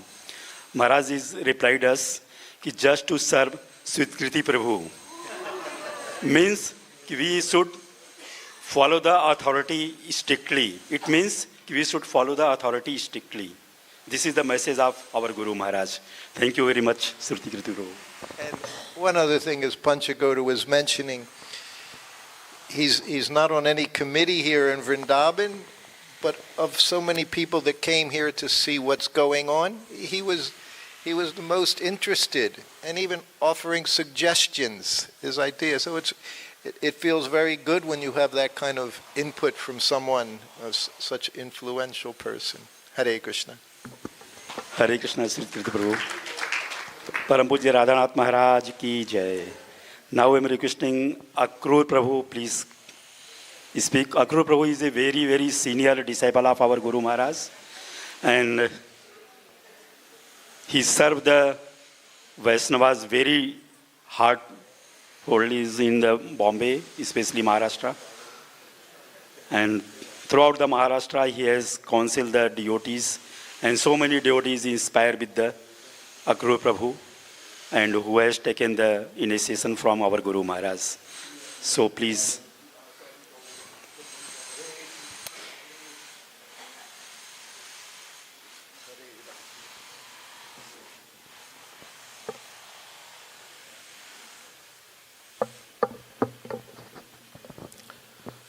Hare Krishna, Krishna Krishna, Hare Hare, Hare Ram, Ram Ram, Hare Hare. Guru Maharaj ki jai.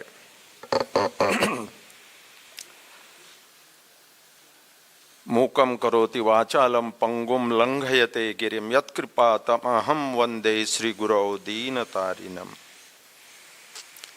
Guru Maharaj की कृपा ये अनंत कृपा है, और बहुत कम लोग होते हैं जो गोलोक धाम से निकल आते हैं और भौतिक जगत में आके जीवों का कल्याण करने के लिए आते हैं। ऐसे ही सद्गुरु है। सद्गुरु देखना बड़ा दुर्लभ है, जिनको मिलता वो भाग्यवान है। ऐसे गुरु महाराज बंबई में बहुत वर्ष उनके साथ में सदैव रहता था, और जो कुछ बोला तो ध्यानपूर्वक सुन लीजिए। बहुत वर्ष तक वहां नृत्य करता था, कीर्तन करता था। I used to dance and lot of kirtan. Maharaj loved to see the kirtan and dance. He always wanted it to see, and I was ready to dance like anything. After 2-3 years, Maharaj asked, Akrur, now you can start doing lectures. Maharaj said, 2-3 years you have seen all the books. You are intelligent person. You can give these lectures now. You continue. And he said, if you do, you will be यशस्वी हो जाओगे. You will be, तुम जब lecture दोगे तो तुम यशस्वी हो जाओगे. The moment he said like this, you give the lectures and you will be happy, you will be yashasvi. The moment he said, Maharaj said, I said, yes, I will do it. मैं करूंगा, यशस्वी हो जाऊंगा. The moment Guru Maharaj listened that this person, devotee, is now saying he is ready to give the lectures and he is yashasvi. तो महाराज बोले वो कैसे? महाराज gave the प्रश्न किया उन्होंने पूछे कि भाई तुम कैसे करो, क्यों बोल रहे, कैसे उत्तर दिया तुमने कि तुम यशस्वी हो जाओगे? थोड़ा ध्यान से सुन लीजिए। मैंने उत्तर जब दिया तो गुरु महाराज ने उत्तर देते हुए मैंने उत्तर दिया, हे महाराज, जब गुरु मेरे सामने हैं, आप सदगुरु बैठे हैं और उन्होंने आदेश दिया कि तुम लेक्चर देने योग्य हो जाओगे और तुम करो, you do it, and when I says directly yes, the answer was, I said, Maharaj आप जो भी ज्ञान दोगे, आप जो भी भक्ति दोगे, जो भी शक्ति दोगे, जो भी करा दोगे, आप सदगुरु है, यू आर माय गुरु। जो whatever you will give, and I have 100% surety. The moment you said कि तुम लेक्चर दोगे तुम यशस्वी हो जाओगे, जब गुरु बोलता है तो यशस्वी कैसे नहीं होगा, होगा ही होगा। I said it will happen. And then उनके पास में हार था, उनके हाथ में हार, जैसे महाराज के साथ में हार है ऐसा हार था। वो हार उन्होंने हाथ से निकाला और मेरे सर पर डाल दिया और हार देके मुझे उत्तर दिया, यहां से आगे जितने भी लेक्चर दे जाओगे तुम यशस्वी हो जाओगे। जब सदगुरु बोल देते हैं और जब शब्द निकल आते हैं, वो शब्द ही कृष्ण सम, गुरु is Krishna some, Guru is Krishna सम। जब कृष्ण की शक्ति होती है, बलवान ताकत होती है। जब लेक्चर मैंने दिए यहां से आगे बहुत वर्ष तक लेक्चर दिए, कैसे लेक्चर चले जाते थे मुझे पता नहीं। I really do not understand. गुरु चलाते हैं, कृष्ण चलाते हैं, वास्तव में कृष्ण चलाते हैं और गुरु चलाते हैं। और सारे लेक्चर करते रहा। अब अंत में हुआ यूं, आफ्टर 30 years मैं बेशुद्ध हो गया। बेशुद्ध होने के बाद पूरा अनकॉन्शियस हो गया। अनकॉन्शियस होने के बाद कुछ नहीं समझ पा रहा था और मैं अपना शरीर छोड़ के बाहर आ गया था, शरीर से बाहर आ गया। अब मैं तो सोच रहा था कि भाई मृत्यु तो हो गई है, मुझे तो बाहर जाना है, लेकिन कोई क्यों नहीं आ रहा है। Nobody is coming to take me somewhere else. This body is dead now. I have to go somewhere, but nobody is coming. Nobody was coming, and I was just looking like that. और गुरु महाराज आते हुए मैंने देखा, वो आ गए। ज्यादा न बोलूंगा डिटेल में, लेकिन आलिंगन कर दिए। मैं अनकॉन्शियस था, मेरा शरीर बाहर पड़ा था, मैं बाहर था। गुरु महाराज अमेरिका में थे और मैं बंबई में अनकॉन्शियस हो गया था और गुरु महाराज बंबई में चौथे माले पे आलिंगन कर रहे थे। He was in America. My boy and he took me to Badri. He said, "You 2 दिन तुमको लगेगा, बद्री जाना पड़ेगा, go to बद्री." गुरु क्या है समझ नहीं पाते हैं। इस भौतिक जगत है, भौतिक जगत में ये शक्तियां प्राप्त नहीं रहती, ये सदगुरु देते हैं। गुरु की ये शक्ति है, गुरु करते हैं। भगवान कृष्ण और गुरु ये दोनों साथ में चल रहे हैं। इस तरह ऐसी स्थिति होती थी। एक बार मैंने लेक्चर सुन रहा था, लेक्चर सुनते सुनते गुरु महाराज के सामने बैठा था। बहुत वर्ष, 30 वर्ष बंबई में, 30-35 वर्ष गुरु में बैठता था, लेक्चर सुनता था। जब वो लेक्चर देंगे हर एक शब्द ध्यान पूर्वक सुनता था, बहुत ध्यान से सुनता था।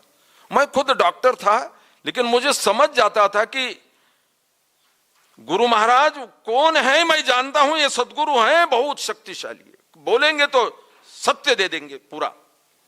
ध्यान से सुन रहा हूं तो ध्यान से मैं उनके आंखों से देखता था उनकी तरफ।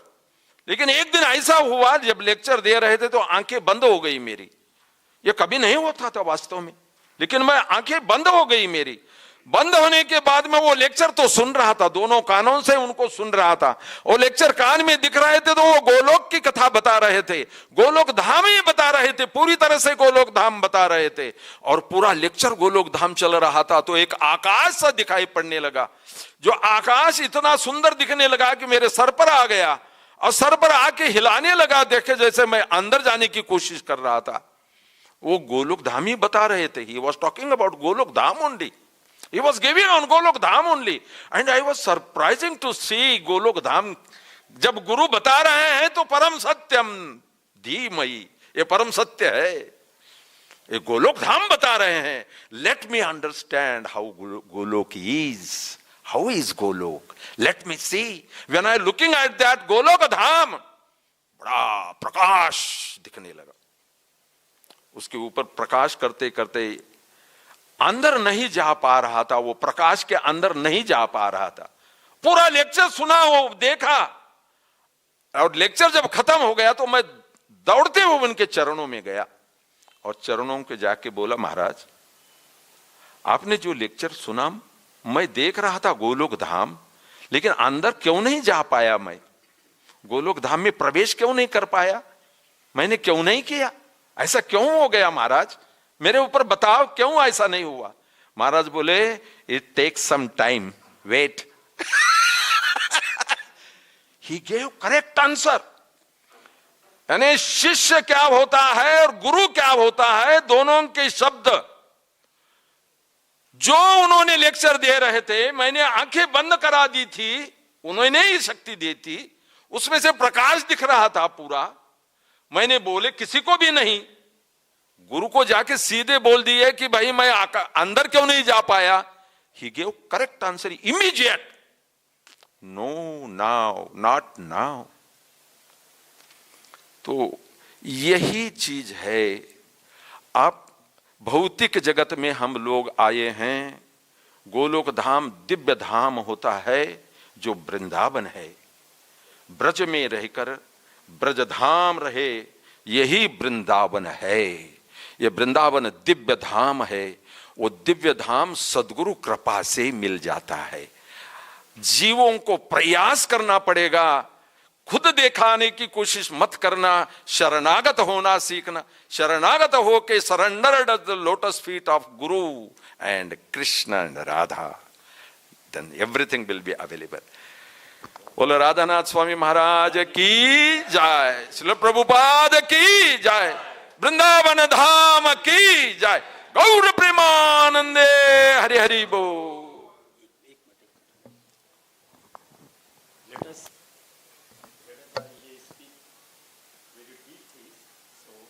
Let us hear you speak very deep things. So I want to tell about something about Guru Prabhu. Guru Prabhu, previously he was in government of Maharashtra on very high post as a medical doctor. Throughout the whole Maharashtra he has served so many years. Due to some politics and challenges, someone has given the poison to him. And as a myself medical doctor, I was in observing. He was in JJ hospital admitted so many months there. And that time he lost his consciousness, everything, even memory has lost. But see the Radhanath Maharaj's mercy and kripa, how he revived the everything. And if you, anytime, sometime in my society, he is singing the kirtan. So very wholehearted he is singing the kirtan. If you listen, you can understand, and whatever he speak, everything is very, very true. Whatever we have learned in the books and seen the books and everywhere listen in the classes, but he is very practical on this person. So we are very much thankful, Guru Prabhu. So you have enlightened us how to take the shelter of Guru. Thank you very much, Guru Maharaj. So again I am requesting our beloved Acharya like Dinbandhu Baba, please glorify our Guru Maharaj in Vrindavan Dham. Srila Prabhupada ki jai. Guru Prabhu, this is love of token for you. Thank you.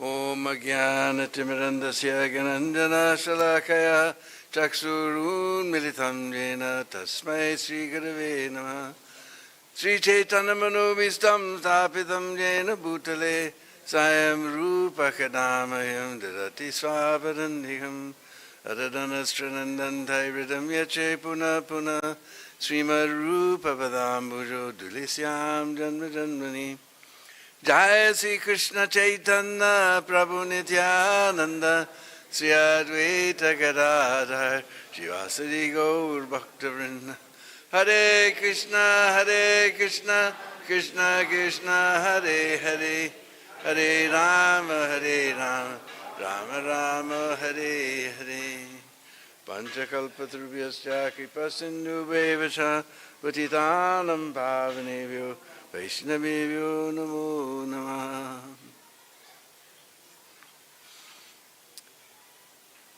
So we're gathered here in Sri Vrindavan Dham, where for those who have the eyes to see, even Krishna's pastimes are still going on today.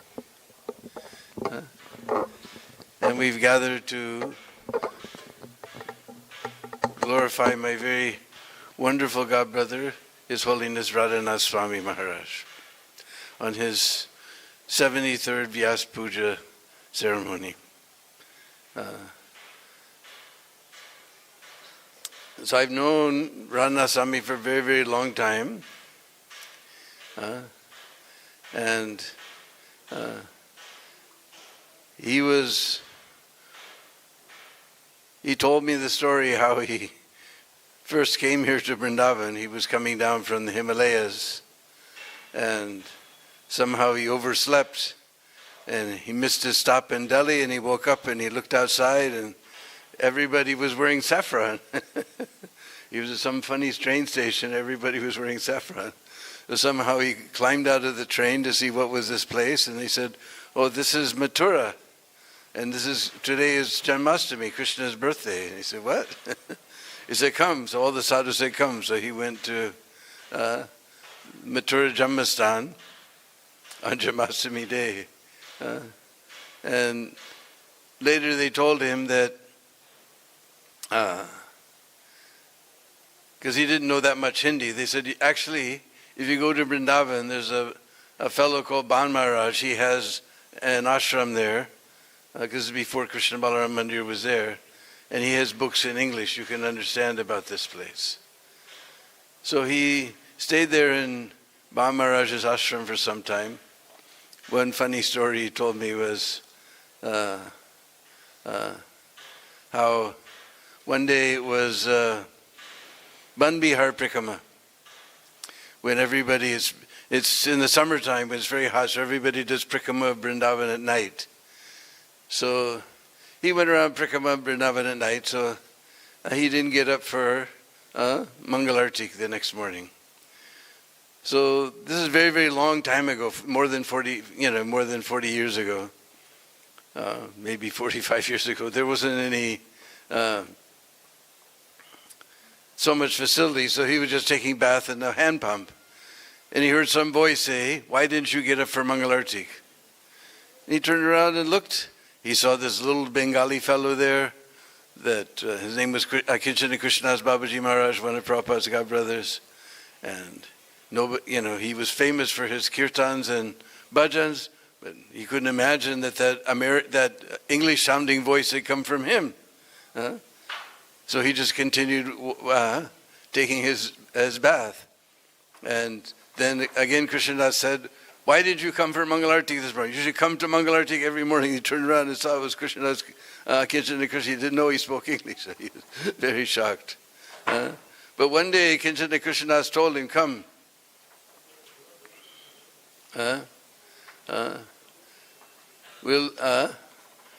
There's a very, very special person has come." So he took him down to meet Prabhupada at Radha Damodar. That was probably the first time. So there's many, many other stories like that. And Probably Radhanath Swami is the only person, one of the few persons who can tell stories better than me. So I really appreciate his wonderful way he speaks. And I can remember, of course, one time we know they, New Vrindavan left ISKCON, but somehow they all came here and stayed down at that road to Banki Vihari, the Brahm Jivai Sanstha. They were staying there. So I found out, I came there, I went on Prikrama with them everywhere. And then after that, whenever Maharaj would come, he would ask me to come with him. One time, I did the longest Govardhan Prikrama I've ever done in my life, 14 hours. Somehow we go someplace, and Radhanath Swami would tell everything. And then he'd smile and look at me. And I have to dig down in the bottom of my bag of Prikrama stories and pull out something that he didn't tell. But he told everything, and we went for like 14 hours on Govardhan Prikrama. That's the longest Govardhan Prikrama I've ever done. But we covered every single place.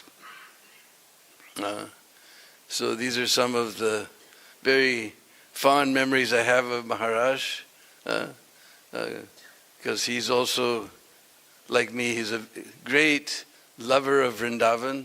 So these are some of the very, very dear memories that I always cherish of Maharaj in the very, very old days here in Vrindavan.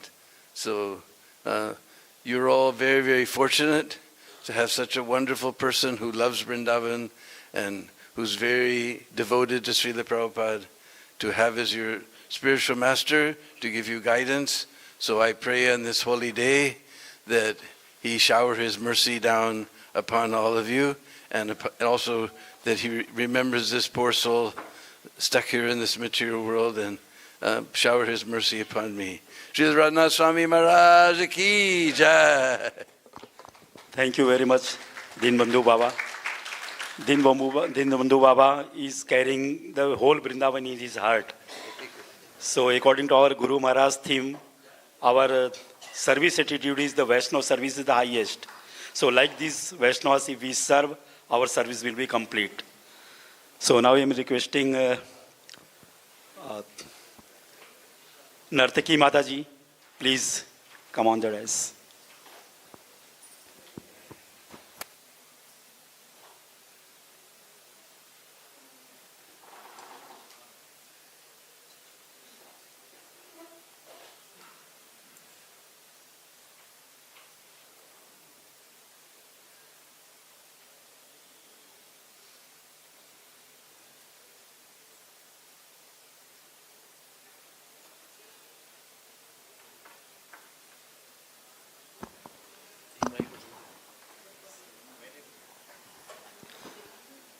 Nartaki Mataji is very, very senior disciple of our Guru Maharaj. So I am requesting, please speak about the Maharaj something. Hare Krishna. Sakalpaturu Brascha, Kipasindu Vyaivacha, Patitanam Pavanebhyo Vaishnavebhyo Namo Namaha. I wrote an offering for Maharaj because originally I was going to go to GEV for his Vyasa Puja celebration, but then that was changed. So I wrote an offering. So I'm just going to read it to you. Then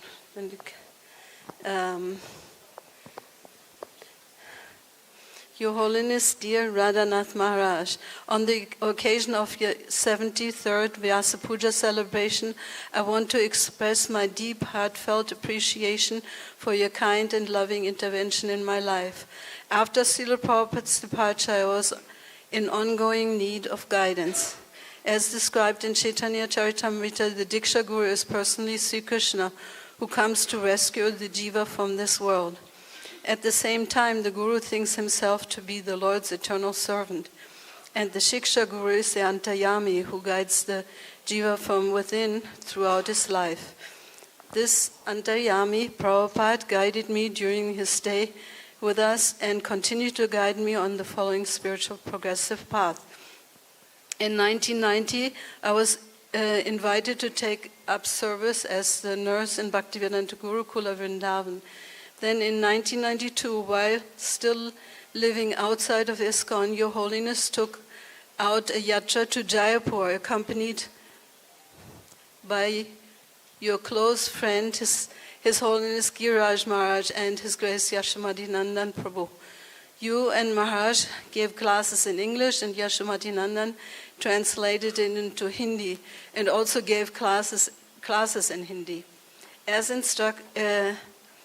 instruction to the yatra, you describe the love, respect, and service mood towards other Vaishnavas the devotees should be in order to receive the maximum benefit from the yatra.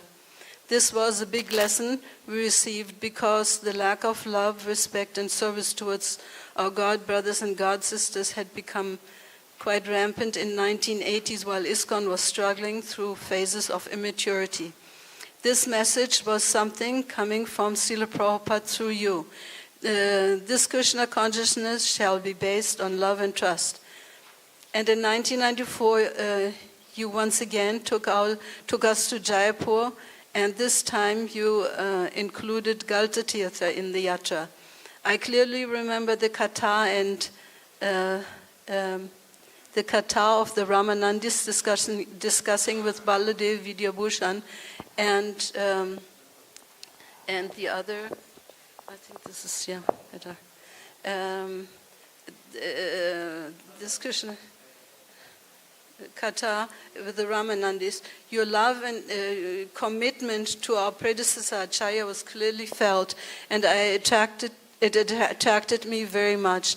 Furthermore, in this yatra, I observed your respectful and inspiring interactions with the young women and mothers of your congregation, whom you gave attention and guidance how to raise their children lovingly and with full attention to their needs as an important service to our Krishna consciousness and outer society.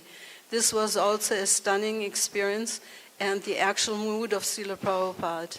Sometimes, since we were young devotees, with Prabhupada, we would interpret something to be not necessarily what Prabhupada felt.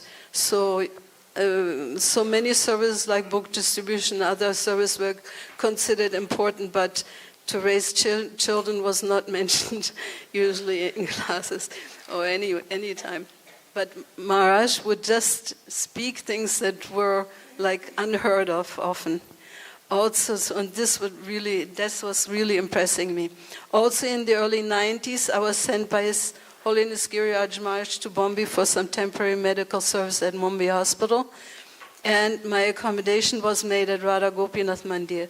This time I did not only hear your classes and observed your interactions with others, but got to talk to you almost every morning. After class, you would come out on the balcony. This old building has a balcony, and next to it there were small rooms, which is now made into a big hall on each side of the main hall in the temple room. But in those days, I had one room on the outside, and Maharaj would come by after the class and go to his room in the back of the building. And he would always stop by. So I was also observing how on Sundays when after classes, he would go down into the crowd of the devotees and would stop by with different devotees. Everyone that wanted to speak to him could speak to him. So that was also very amazing. He was making himself so easily accessible, and that the interaction with his devotees was he felt that the devotees are his greatest wealth. So did Srila Prabhupada. So living in his community made me feel so comfortable, because it was just like being with Prabhupada. And in the early days of Radha Gopinath Mandir, the classes by the brahmacharis were all in Hindi. So our dear Ishwari offered herself to translate for me. She and Brajeshwari is, you saw this speech that Maharaj gave. Vishwarup is Dr. Shanbag is sitting and translating. His wife is Bajeshwari. They were my good friends.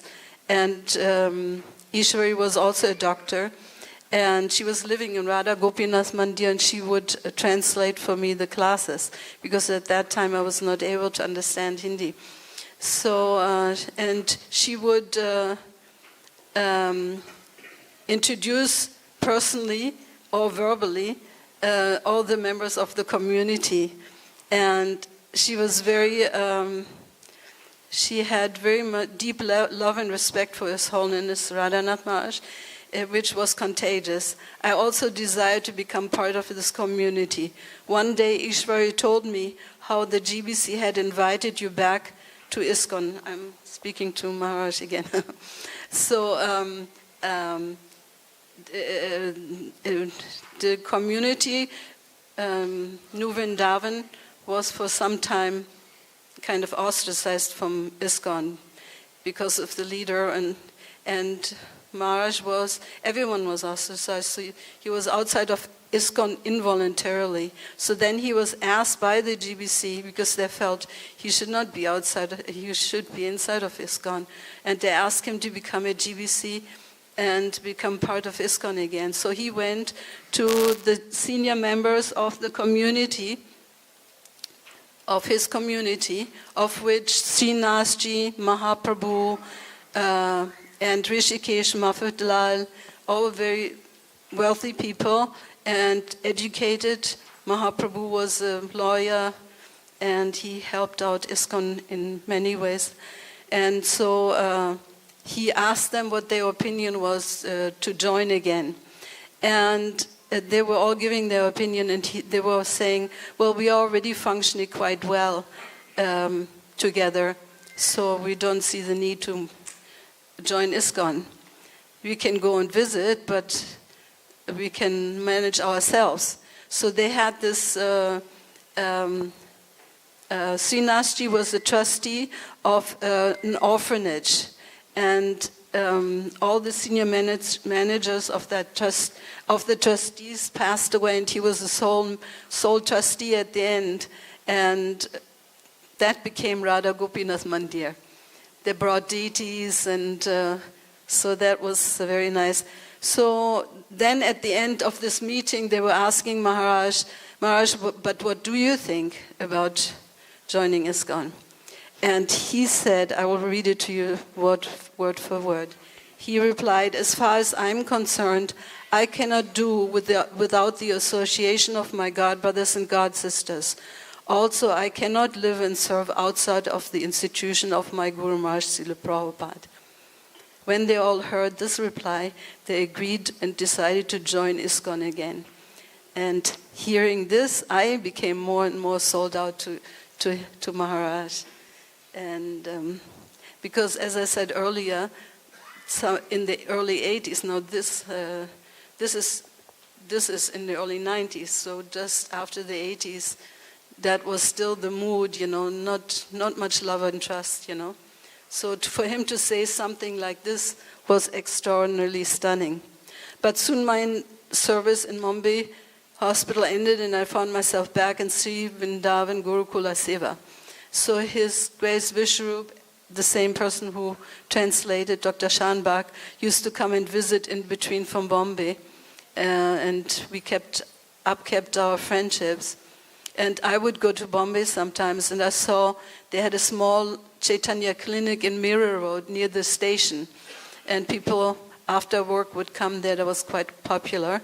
And at the same time, the construction of the new Bhaktivedanta Hospital was going on. So one time I was in the car with you, Maharaj, and Vishnu Prabhu, going to one of the doctor's houses for lunch.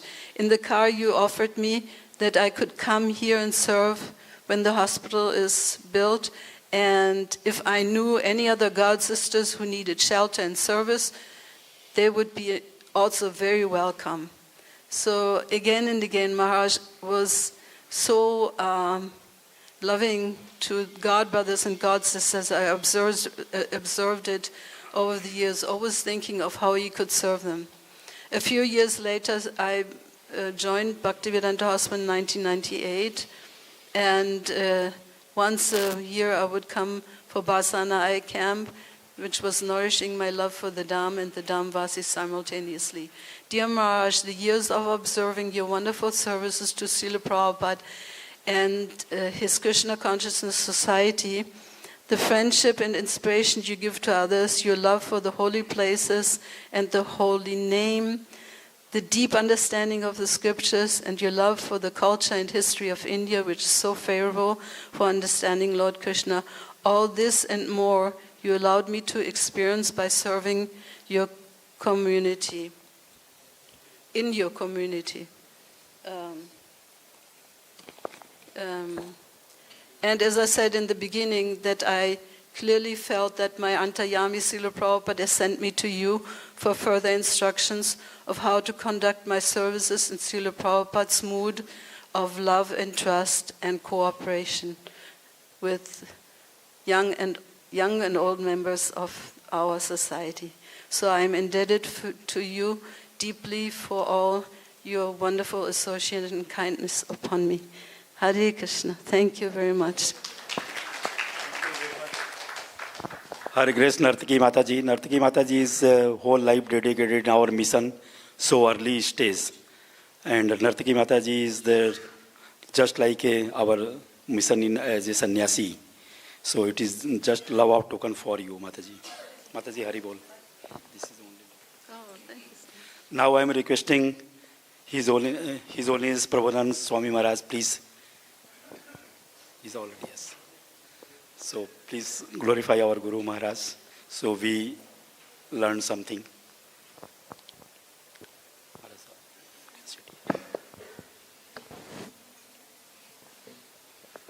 Hare Krishna, Krishna Krishna, Hare Hare, Hare Ram, Ram Ram, Hare Hare.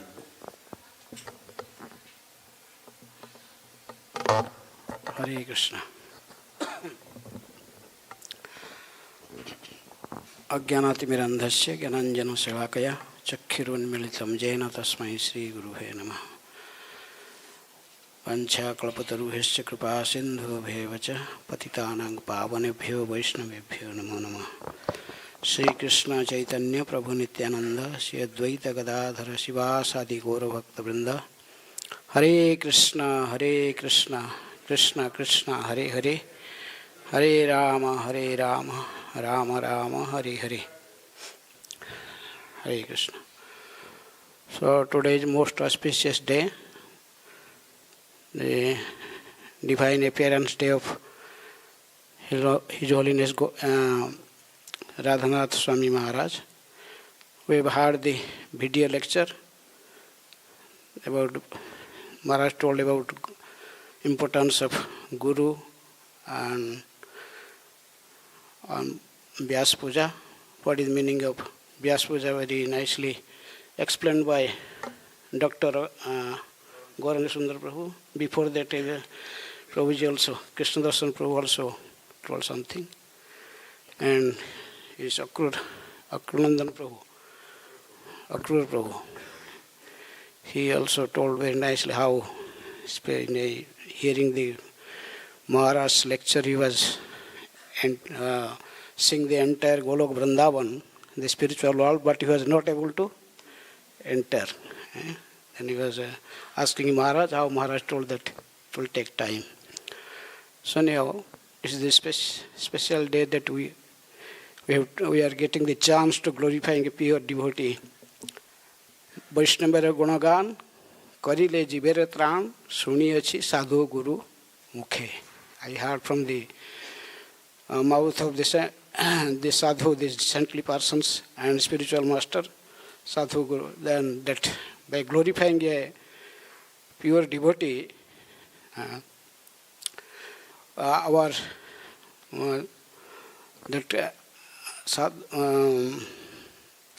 we can deliver from this cycle of birth and death by their mercy. So we know this Guru Parampara, this is starting from Lord Sri Krishna, and we are in this Brahma Madhya, Gaudiya Parampara, Bhagavan Sri Krishna, then Brahma, then directly from Brahma, Narada, then Vyasadeva, then Madhvacharya, direct disciple of Narada, and Vyasadeva was Madhvacharya. Then in this Madhva Sampradaya, Madhavendra Puri, Surapuri, Chaitanya Mahaprabhu, Six Goswami, in this way, Parampara Srila Prabhupada, His Divine Grace Bhaktivinoda Saraswati Thakur and Srila Prabhupada, then the present Acharyas of ISKCON.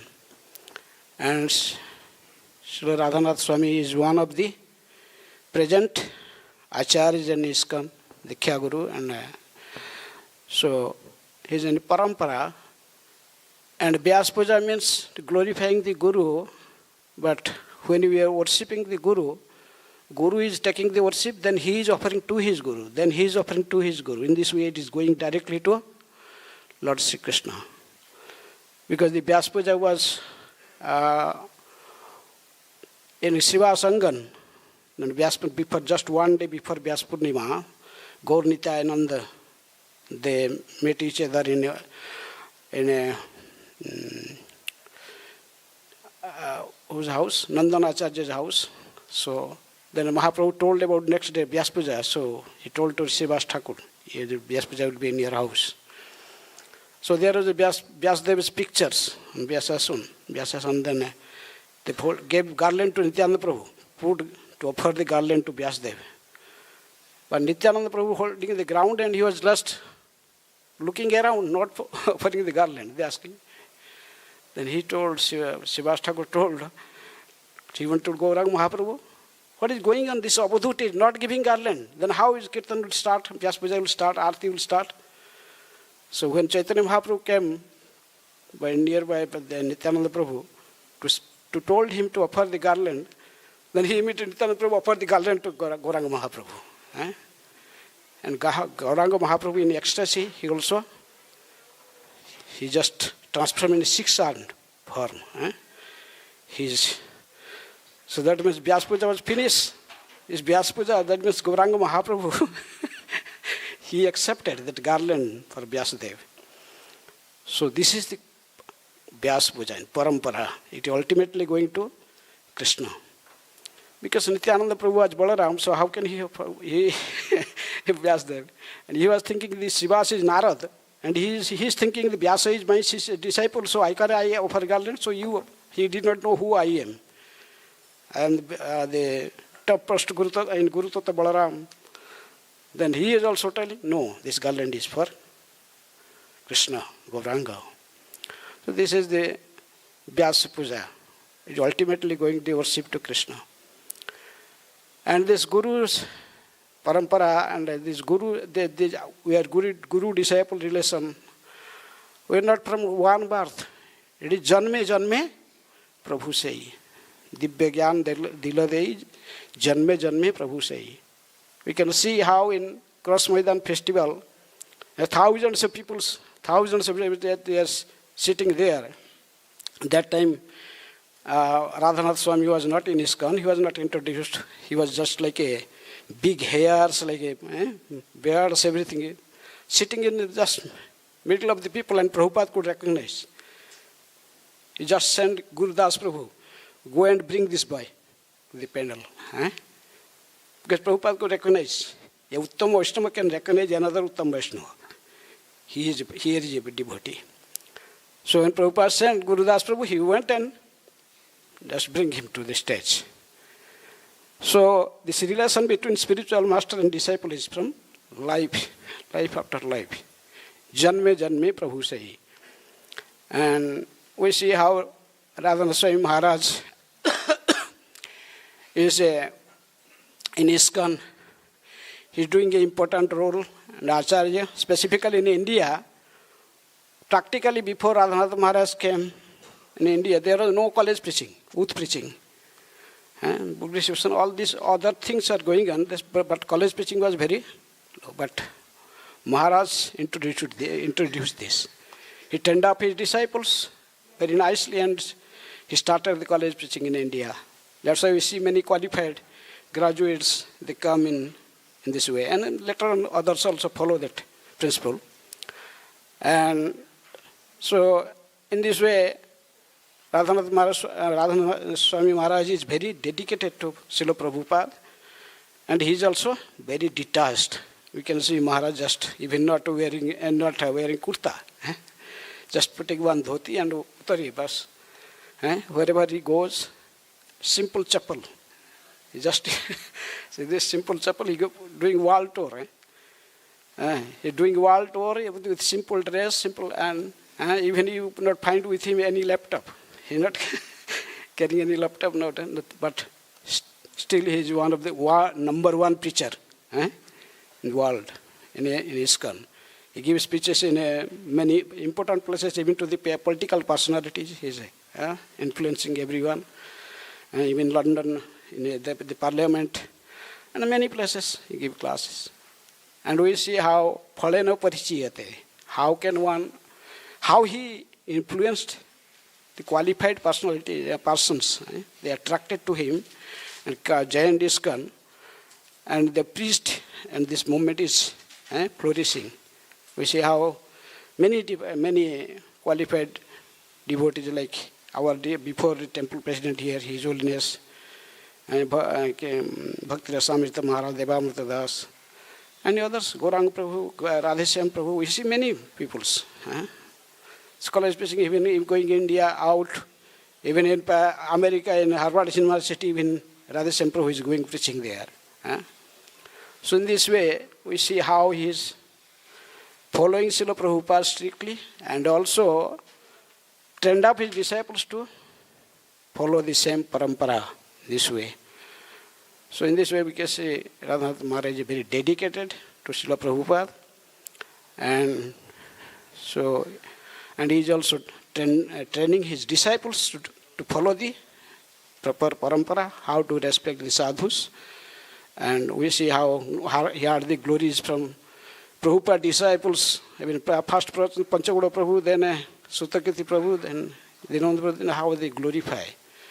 He is getting respect even from his God brothers. So we feel very fortunate today, being this auspicious day. We are getting a little chance to speak about him, glorify him. So many speakers is there, so I stop here. His Holiness Radhanath Swami Maharaj ki jai, Srila Prabhupada ki jai. Hare Krishna. Thank you very much, Maharaj. And thank you very much enlightening us. आपने जो बताया कि हम लोग व्यास पूजा कैसे शुरू हुई, तो ये बहुत इम्पोर्टेंट पॉइंट था जो महाराज ने बताया. Thank you Maharaj.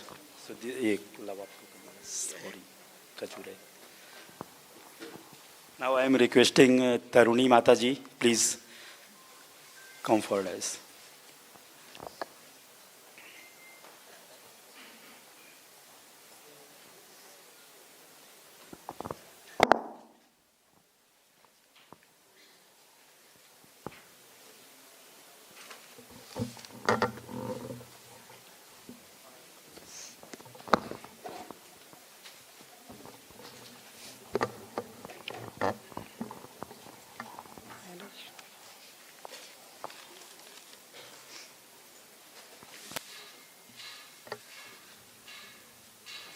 Hare Krishna. Dear beloved Maharaj, please accept my humble obeisances at the dust of your lotus feet. All glories to Srila Prabhupada, all glories to your holiness. By your causeless mercy, you accepted me as your disciple, and I am very grateful to you from the bottom of my heart. Maharaj, I read your book, Journey Home, several times. Each and every incident of your journey to India and seeing your thirst to find out the real Guru in your life gives me immense inspiration. Wherever I hear your lectures, something happens in my heart, and thus I desire mental strength and peace of mind. On hearing your melodious voice during Sankirtan, I forget myself and become absorbed in Radha Krishna. Maharaj, I used to live in a village earlier, spending my precious time in unnecessary talks and works, but your merciful glance of rays have transformed me, my life, and brought me into Krishna consciousness. At the same time, I am also very grateful to my son, daughter-in-law, and granddaughters for bringing me in Krishna consciousness and introducing me to you. Thank you so much, Maharaj, for showering mercy, your causeless mercy, divine mercy, upon this insignificant fallen soul. Today I am 81 years old, and I still feel that I have not done anything for Srila Prabhupada. Maharaj, please guide me to how to serve Srila Prabhupada's mission and you. I would be happy to embrace your instructions and follow them until the end of my life, sincerely and wholeheartedly. Maharaj, I am falling short of words in glorifying you and your divine qualities. Your mercy is what I am made of. Even though your health is very fragile, you have extended yourself for all of us in Kartik Yatra. Thank you so much for your nourishing lectures in Jagannath Yatra, and I am constantly praying for your good health and long life. Your insignificant servant, Taruni Priya Devi Dasi. I want to sing a small poem glorifying Maharaj.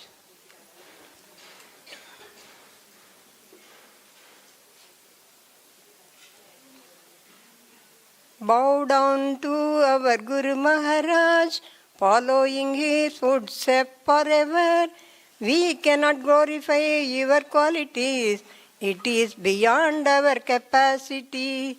Humble, simple, kind-hearted, taking care of all living beings, always showering with smiling glass, filling our hearts with Krishna Prem, glancing at our face only, giving remedy for our problems. I am praying for your long life and healthy life. Please accept my obeisances. Yours, insignificant servant, Taruni Priya Devi Dasi. Thank you very much तरुणी माता जी. तरुणी माता जी की पूरी family अपने movement में dedicated है और सभी लोग ISKCON में सेवा करते हैं. थैंक यू वेरी मच तरुणी माता जी. माता जी, this is love for to. Now I am requesting Ishwar Prabhu, please come for.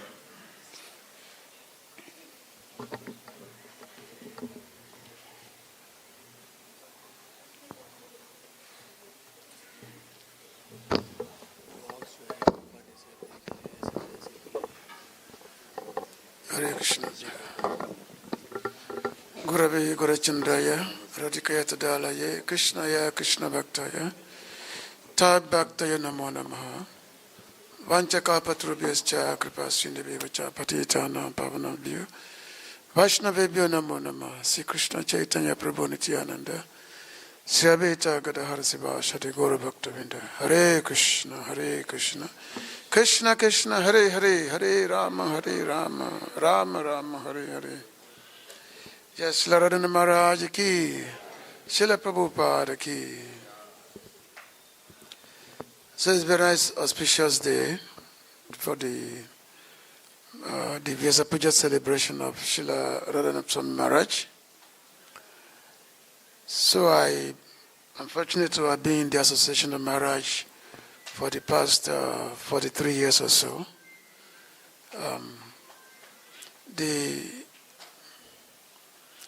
And of course, as you might have heard, that Maharaj, he came to ISKCON from Vrindavan. This is where he joined, in Vrindavan. And then some Babajis told him that in America, there is a new Vrindavan in America. So when he heard that there's a new Vrindavan in America, he was very glad to hear that. And then he came to New Vrindavan. So from Vrindavan to Nava Vrindavan, when you read the Rupa Goswami's book, Lalita Madhava, you will find the descriptions of Nava Vrindavan, New Vrindavan. And of course, it's not the same, of course. So, this New Vrindavan, very dear to Prabhupada, of course. And this is where Maharaj came. And that time, actually, when Maharaj came to New Vrindavan, it was for the first 7 years, he was just serving the Radha Vrindavan Chandra. Radha Vrindavan Chandra, a very famous deity in ISKCON. And so that time, I was also brahmachari in the early 80s, late 70s, early 80s, that time. And Maharaj, that time, in the brahmachari ashram, he was the head of the brahmacharis. And his dedication to the Vaishnava culture was always very unmatched in terms of the seriousness. Actually, in New Vrindavan, he was always known as the favorite Brajabasi. Because in New Vrindavan, we call each other Brajabasi. We used to have one news magazine called Brajabasi Spirit. I don't know if Prabhu knows that magazine, the Brajabasi Spirit. So it was a very famous magazine in New Vrindavan, which will describe all the activities in New Vrindavan and lectures from Prabhupada and the senior devotees that time. So of course, when we say Brajabasi Spirit, what is Brajabasi Spirit? The spirit of, unalloyed service to Krishna. So there was always such a unique thing. When Maharaj, when he gave lecture that time, it was always very, very, very special. Which means his lecture was never like an ordinary lecture. And so one of the quality of Maharaj that time was that, because sometimes you have people like myself who don't take things very serious. So when Maharaj sees somebody like me, he said that they will give a heavy chastisement, that why you not being serious? Why you not be taking this process seriously? So, and then, there was one time in the mid-80s, just around 84, 85, 86, 87, so that time there was some changes which was instituted in New Vrindavan. This was after, there was some controversy in ISKCON, so New Vrindavan was kicked out of ISKCON. So we were all separated from ISKCON. And then, so some changes were instituted in terms of the Vaishnava practice of the kirtans, the clothing. These changes were implemented. So that time, we were no longer wearing dhoti and kota. We were wearing the Benedictine dress, monk, Because that time, Kirtan Maharaj, the idea was that Krishna consciousness has to be done according to the particular local tradition. So it was said that, okay, wearing dhoti is not, it's not too much appealing to the Westerners. So this change was implemented. But that time, Radha Maharaj said, no, I'm not going to wear this dress. He sticks to dhoti. He never wear the dress. Even though everybody was wearing dress, but he never wears. He sticks to this, the sannyas dress and everything, the Vaishnava culture. And then, of course, then in the mid-90s, then we all came back to ISKCON. And it was in Delhi, in Bombay, when Guru Maharaj approached Radha Maharaj that, why don't you just come back to ISKCON, because there's some issues. Some event had happened, which, I don't want to get into. So he was invited back to ISKCON, and then, as Najim was saying, so some conversation back and forth was made, and then so everybody came back to ISKCON. But so this Brajabasi spirit, the spirit of attachment to Radha and Krishna. So Maharaj was always very in that mood, in that spirit of Brajabhasya. That when he give lectures, you can see he can just go for hours and hours, get into one story after the other. Very, very unique. And also, Maharaj is always very, very personal with everyone. Very, very personal. When he sees you, it's like, oh, he always embrace you, make you feel like like a real person. Like the first time we first met, this was 1980 when we first met, and he told me, because that time I just came from Africa, I was in USA, he told me, he said, oh, I've heard so much about you. I don't know what you have said about me. We never met before. But I said, oh, I've heard so much about you. He just want to make you feel like, make you feel good. He will never make you feel bad. And those who have had a close relationship with him, they have that personal experience with Maharaj. They have personal experience with Maharaj. And he's always a very, very grateful person. A very grateful person. And very grateful to whatever service that one does. So, and he leads a very exemplary lifestyle, very exemplary life. I've been to the houses of many, many sannyasis in ISKCON. The way many of them live, it's very counter to what Chaitanya Mahaprabhu teaches. When Mahaprabhu was instructing the Radhanath Swami, but you go to Maharaj ashram in Chowpatty, his room is still a simple room. He sleep on the floor, very, very simple. Even though he has so many big billionaire disciples, still, he still lives a very simple lifestyle on the floor and all that. So there's so many of this uniqueness that is there about Maharaj. So anyway, the glorification of a Vaishnava is not limited. That, as Narottam Das Thakur says, that just as we glorify Krishna, similarly also we glorify Vaishnava. So the Vaishnava glory is unlimited, and as Seshanak is always glorifying Krishna unlimitedly, he also similarly glorified the Vaishnava, devotees of Krishna unlimitedly. So I'm very grateful that I'm here this afternoon, that I've been given a chance to say something about Maharaj. Jai Srila Radhanath Maharaj ki jai, Srila Prabhupada ki, Gopi Manande. Thank you very much, Ishwar Prabhu. Ishwar Prabhu is so many years serving our ISKCON. And आप इनके करीब just आएंगे तो आपको कृष्ण भावनामृत का जैसे खुशबू कहीं से आती है ना, इनके नज़दीक आएंगे तो आपको पता चलेगा कि कृष्ण भावनामृत एक्चुअली क्या है. तो this is love token for you.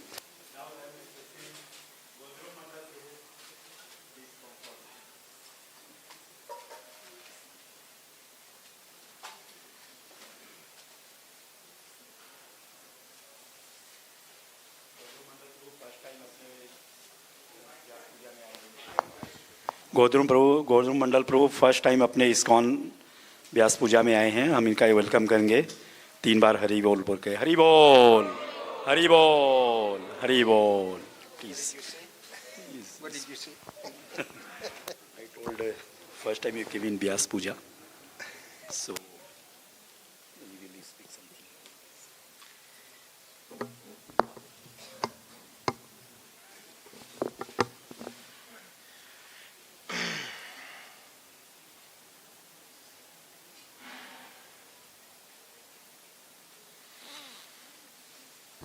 Hare Krishna. Om Ajnanatimrandasya Jananjana Shalakaya Chakshul Militanyena Tasmai Shri Gurave Namaha. Vanchakalpatarubhyascha Kripa Sindhubevacha Patitanam Pavanibhyo Vaishnavibhyo Namo Namah.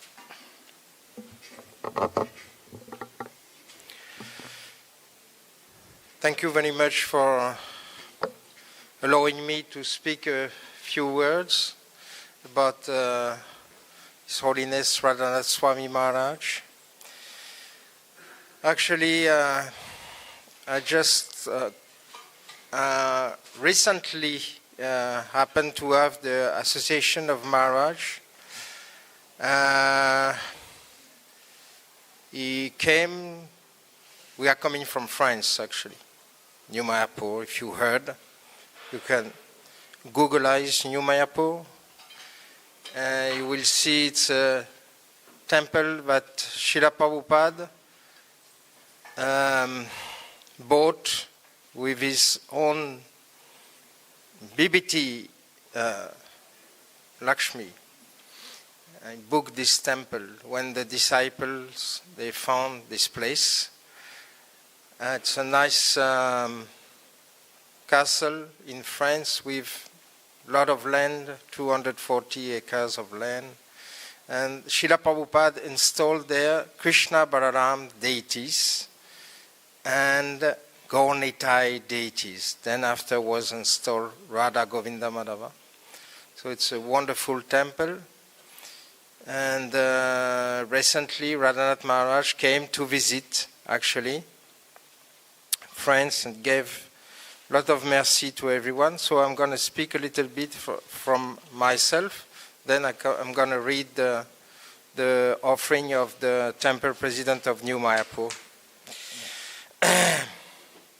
So for the glorification of His Holiness Radhanath Swami, we refer to a prayer offered by to the prayer of the Guru Puja,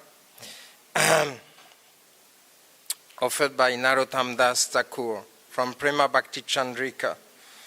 Everyone knows this is not a secret prayer. And actually the safest way to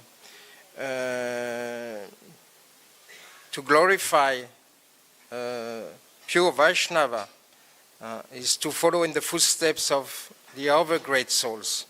So Shri Guru Charana Padma Kevala Bhakati Sadma Bandhu Muni Shavadana Mate Janhara Prashadebai E Bhava Toriya Yahai Krishna Prapti Hoy Jana Krishna Prapti Hoy Jana Tehe. The lotus feet of our spiritual master are the only way by which we can attain pure devotional service. I bow to his lotus feet with great awe and reverence. By this grace, one can cross the ocean of material suffering and obtain the mercy of Krishna. So this is a very special day. We can glorify directly Srila Radhanath Swami Maharaj. And from the encounters I had with him, I can see that he's really taking us over this ocean of material existence. Why? Because he is the ocean of mercy. He's representing the ocean of mercy. So we first bow down, this first verse speak about we first bow down to the lotus feet of a spiritual master. And once we grab the lotus feet of a spiritual master, in ISKCON we are very fortunate.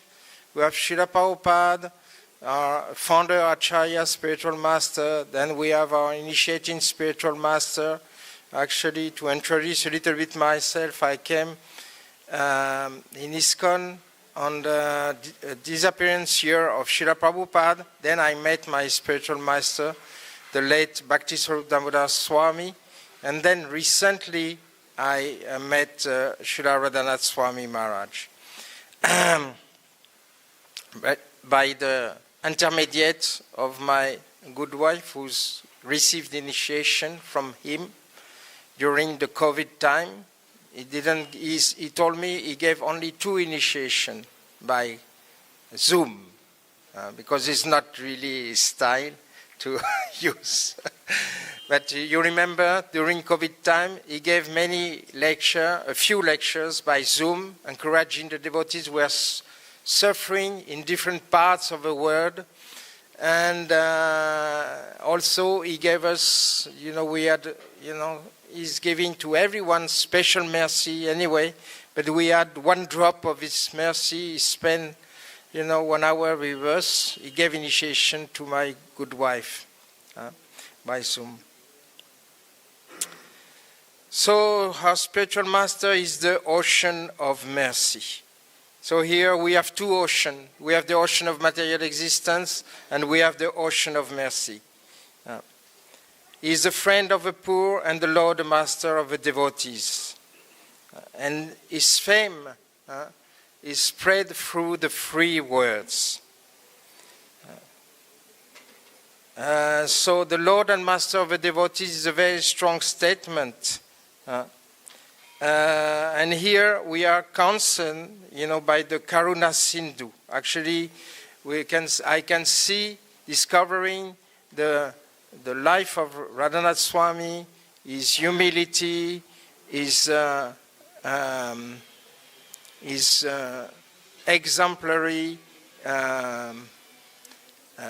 attitude, his renouncement, and his unlimited capacity to preach and to give lecture for hours and hours. We had the good fortune to be in Jagannath Puri, and we can see that really is exemplifying the ocean of mercy. Many waves now are going everywhere.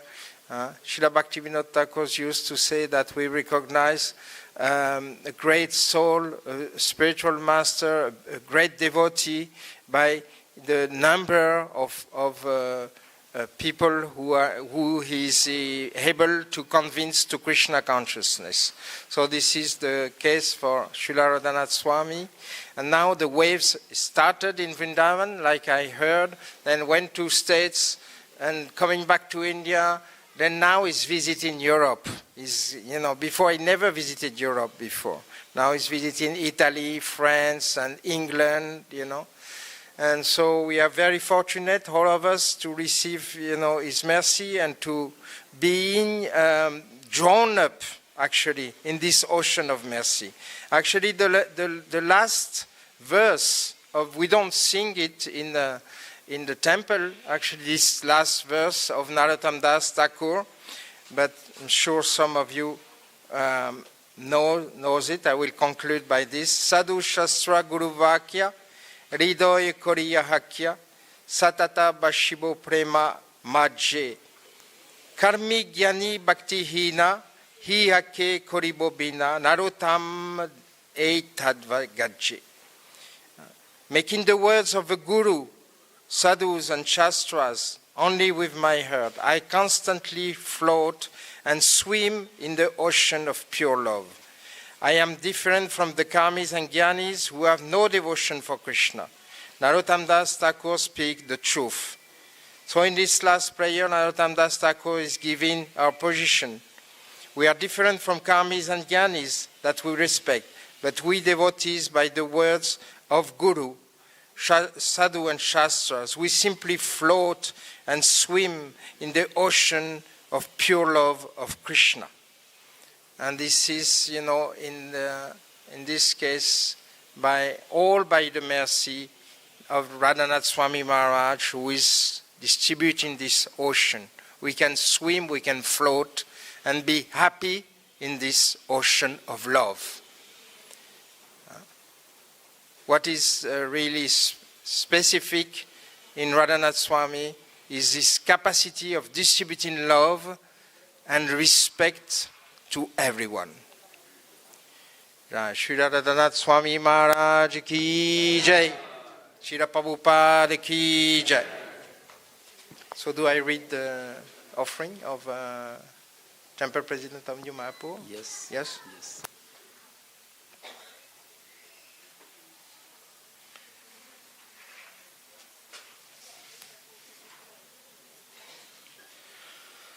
So in New Mayapur, we don't want to make competition with Vrindavan. It's impossible. But still, New Mayapur Dham, you are welcome. You will be our guest. And this is also the home of Srila Prabhupada. Srila Prabhupada has his room there, his sleeping room, his bathroom, his writing desk. Everything is there like when Srila Prabhupada was present. So the management of New Mayapur is a little bit family story. I've been in charge for many years, and now this is my son-in-law and daughter who are taking care. And this is the letter of the co-temple president, son-in-law. Hare Krishna, dear Radhanath Swami Maharaj, please accept my humble obeisances. All glories to Srila Prabhupada and yourself on this auspicious day. Maharaj, we are very grateful to your kindness you showed in our family this summer. You bring Shastra to us like sun brings lights to us. The sun absorbs the water from wells, rivers, oceans, ponds, gives it back without discrimination. To sustain life, similarly, you absorb Shastra, spread it to us, filled with lots of love and compassion. In the Shastra it is said, Farena parichitae. Sometimes looking at the fruit, one can judge the tree. The tree of Radha Gopinath is bearing fruits, which is widely distributed in the ISKCON world to nourish the devotees' hunger for bhakti. Your disciples are exemplary in devotee care and service. In 2023, August month stands out in our life as well as the history of New Mayapur Balaram Festival, both as the biggest festival in our calendar year. Biggest surprise when we heard you would like to be with us for the entire 4 days festival. From bottom of our heart, we show our gratitude. We did make many mistakes while serving you well, obviously to our shortcomings. Your heart always was yearning how you are going to serve devotees during your stay, and our little service that we were doing, you will notice and appreciate it and find it. Despite your sickness, you used to come out and talk to devotees, care for what they say. Reflecting your stay with us gives us goal filled with Vaishnav care, deep gratitude, need to worry about our own selves. When we serve ISKCON family, Krishna provides everything. Our good fortune bounds no bounds. We can glorify your good self today, a true sense amidst so-called modern day world, which is full of immorality. Like sun dissipates darkness, devotees like yourselves dissipate the ill effects of Kali. The value of a moment's association with a devotee of the Lord cannot even be compared to the attainment of heavenly planets or liberation from matter. And what to speak of worldly benedictions in the form of material prosperity, which is for those who are meant for death. We appreciate for giving your association through person class, which can transform our hearts to make us from crows to swan. We can't forget those hugs, Maharaj. May Krishna Balaram give you long life, good health, brings us together, ISKCON family, through these yatras under the umbrella of your warmthness. Eagerly waiting to see you back in France, New Mayapur. Thank you, your servants, Lochanananda Das, co-TP President, New Mayapur, France. Srila Radhanath Swami Maharaj ki jai. Srila Prabhupada ki jai. Thank you very much, Godrum Mandal Prabhu, and very, very thanks for read the exalted devotees about Maharaj. So, Hare Krishna, Krishna Krishna, Hare Hare, Hare Ram, Ram Ram, Hare Hare. This is a small love token for you. Please accept this. And now I am requesting Prabhupada disciple Mukundat Prabhu. Please, Mukundat Prabhu. Mukundat Prabhu is a very, very senior disciple of Prabhupada. He joined early in childhood Gurukul ISKCON. So right from he is there under the guidance of Prabhupada, serve the mission. And we are requesting to enlighten us about Maharaj. Hare Krishna. Om Jnanatimirandhasya Jnananjana Shalakaya Chakshurun Militam Yena Tasmai Shri Gurave Namah. Vanchakalpatarubhyascha kripasindhubhyaiva cha paritanam pavanebhyo vaishnavebhyo namo namaha. According to this clock, I have 1 minute to speak. And actually, we don't know if we have another minute to live, even. We have to make every one of them count. Radhanath Swami is, of course, one of the great luminaries of ISKCON, needs no introduction. Any glorification I might add, I'm sure, is redundant. It's been spoken many times before, but it's a great opportunity for me to purify myself by trying to say a few words of appreciation for his phenomenal service to ISKCON. Really hard to calculate as much as he has done since at least the 1990s especially. And very fortunate to have had his association on a few occasions. We've heard about his simplicity, saintly character, humility. I've seen these things on many occasions. I think the first time I had really close association with him was in Seattle, Washington.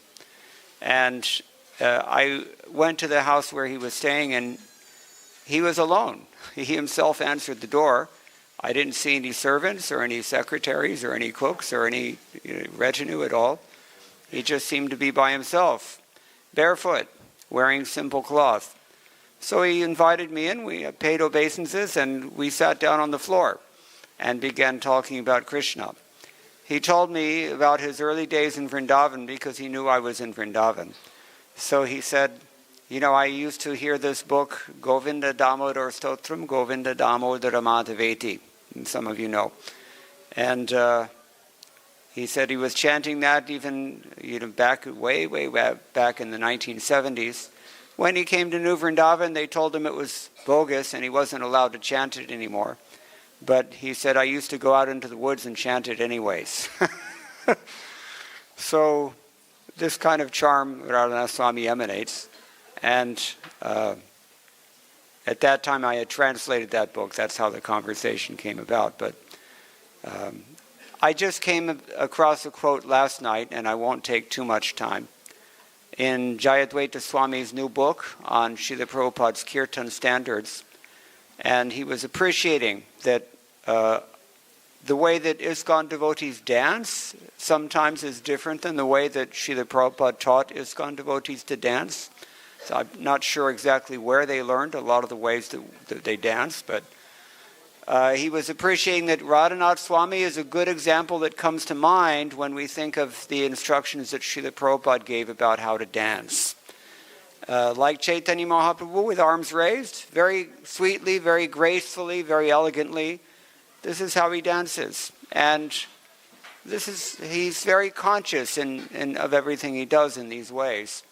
These are the ornaments of his generally saintly character that endear us to him or him to us. And it's a great fortune that we have this association.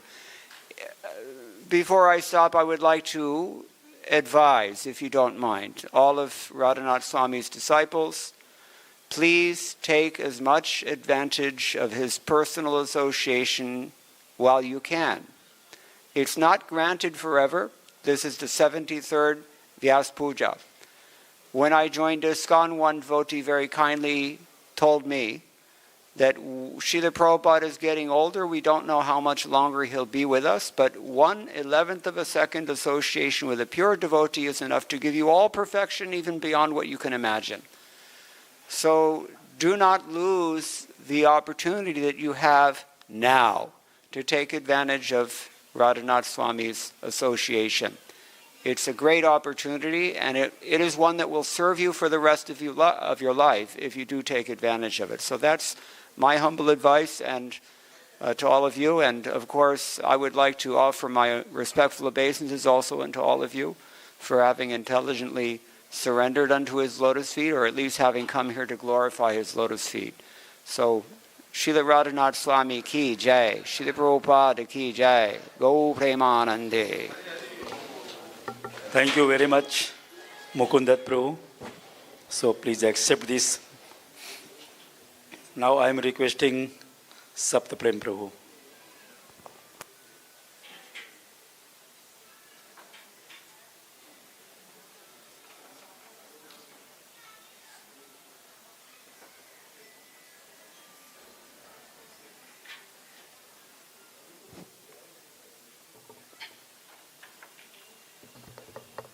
हरे कृष्णा वांछा कल्पतरुभ्यश्च कृपा सिन्धुभ्यैव च पतितानां पावनेभ्यो वैष्णवेभ्यो नमो नमः. So I'll be short in my speech, and mainly I'll be focusing on one of the aspects of Krishna consciousness that I learned from Maharaj, that is not to find fault in others and appreciate others' contribution, other services, etc.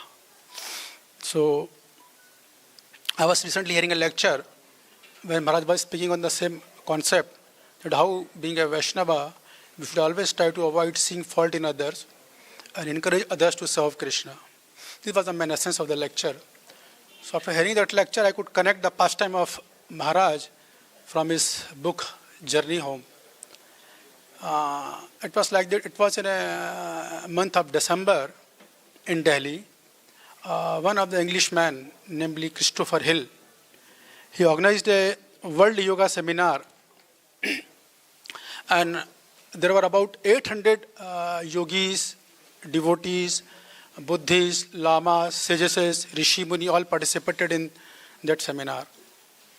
But somehow the organizer of the conference, Christopher Hill, was threatened by some of the people that if you continue this program, we're going to kill you. We would not only kill you, but we'll kill all your participants who are participating in this program. So it was a great threat for the Mr. Hill. So obviously, out of force of circumstances, he made this announcement that due to some circumstances, we have to end this program here only. And as soon as this announcement was made, this announcement enraged the yogis who did not get the opportunity to speak on mic, who did not get the opportunity to address the audience. And they came on the stage, and they were fighting together to collect the mic and speak the audience. And big fighting, some abusive words also was used in that session. So, being a part of an audience, Maharaj was watching all this. And he was fully confused and bewildered because these were the people who organized this seminar to give a message to the world of peace and unity. They themselves were fighting on the stage just to speak the audience. So Maharaj fully confused and bewildered, and then later on, immediately Maharaj met with Radhanath Swami. His name was Shivanand Sen. Yes. That time he was a world guru who used to have a disciple around the world. So this Swami met with Maharaj, and he understood Maharaj's consciousness. And he said that, I'm sorry that you had to see this fighting in the name of yoga, but we should understand that in the path of spirituality, every sadhaka is on a different level of consciousness. Everybody is on a different level. And everybody acts based on the level of consciousness. So we can't expect everyone to be perfect, everyone to be right all the time. That we can't expect. So I would advise you that better avoid seeing the fault and appreciate their endeavors, their service, such things. So, now about my interaction with Maharaj. This was in 1999. Due to some divine arrangement, I got the opportunity to meet with Maharaj.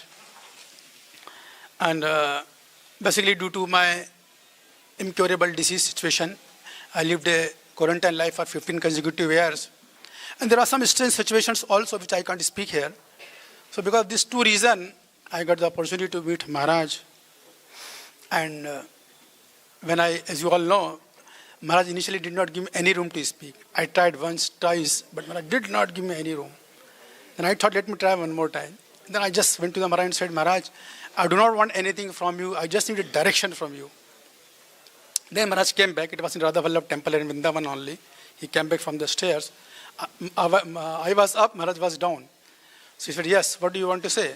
So I just expressed my situation, basically my health situation, other situations. What do you want? He immediately asked me. So I was waiting for this question only. So I just said, Maharaj, I wanted to study in ISKCON Bhagavat Mahavidyalaya, 3 years course of Bhaktivedanta degree of 3 years course, where they start the course from Canto 1 to last verse of Canto 12, and supported with the commentary of Acharyas and other things. So Maharaj thought for a while, and seeing my health reason first, and the more important my circumstances, Maharaj said to me, yes, I think it would be better if you shift there from ISKCON Bhagavat Mahavidyalaya and study there.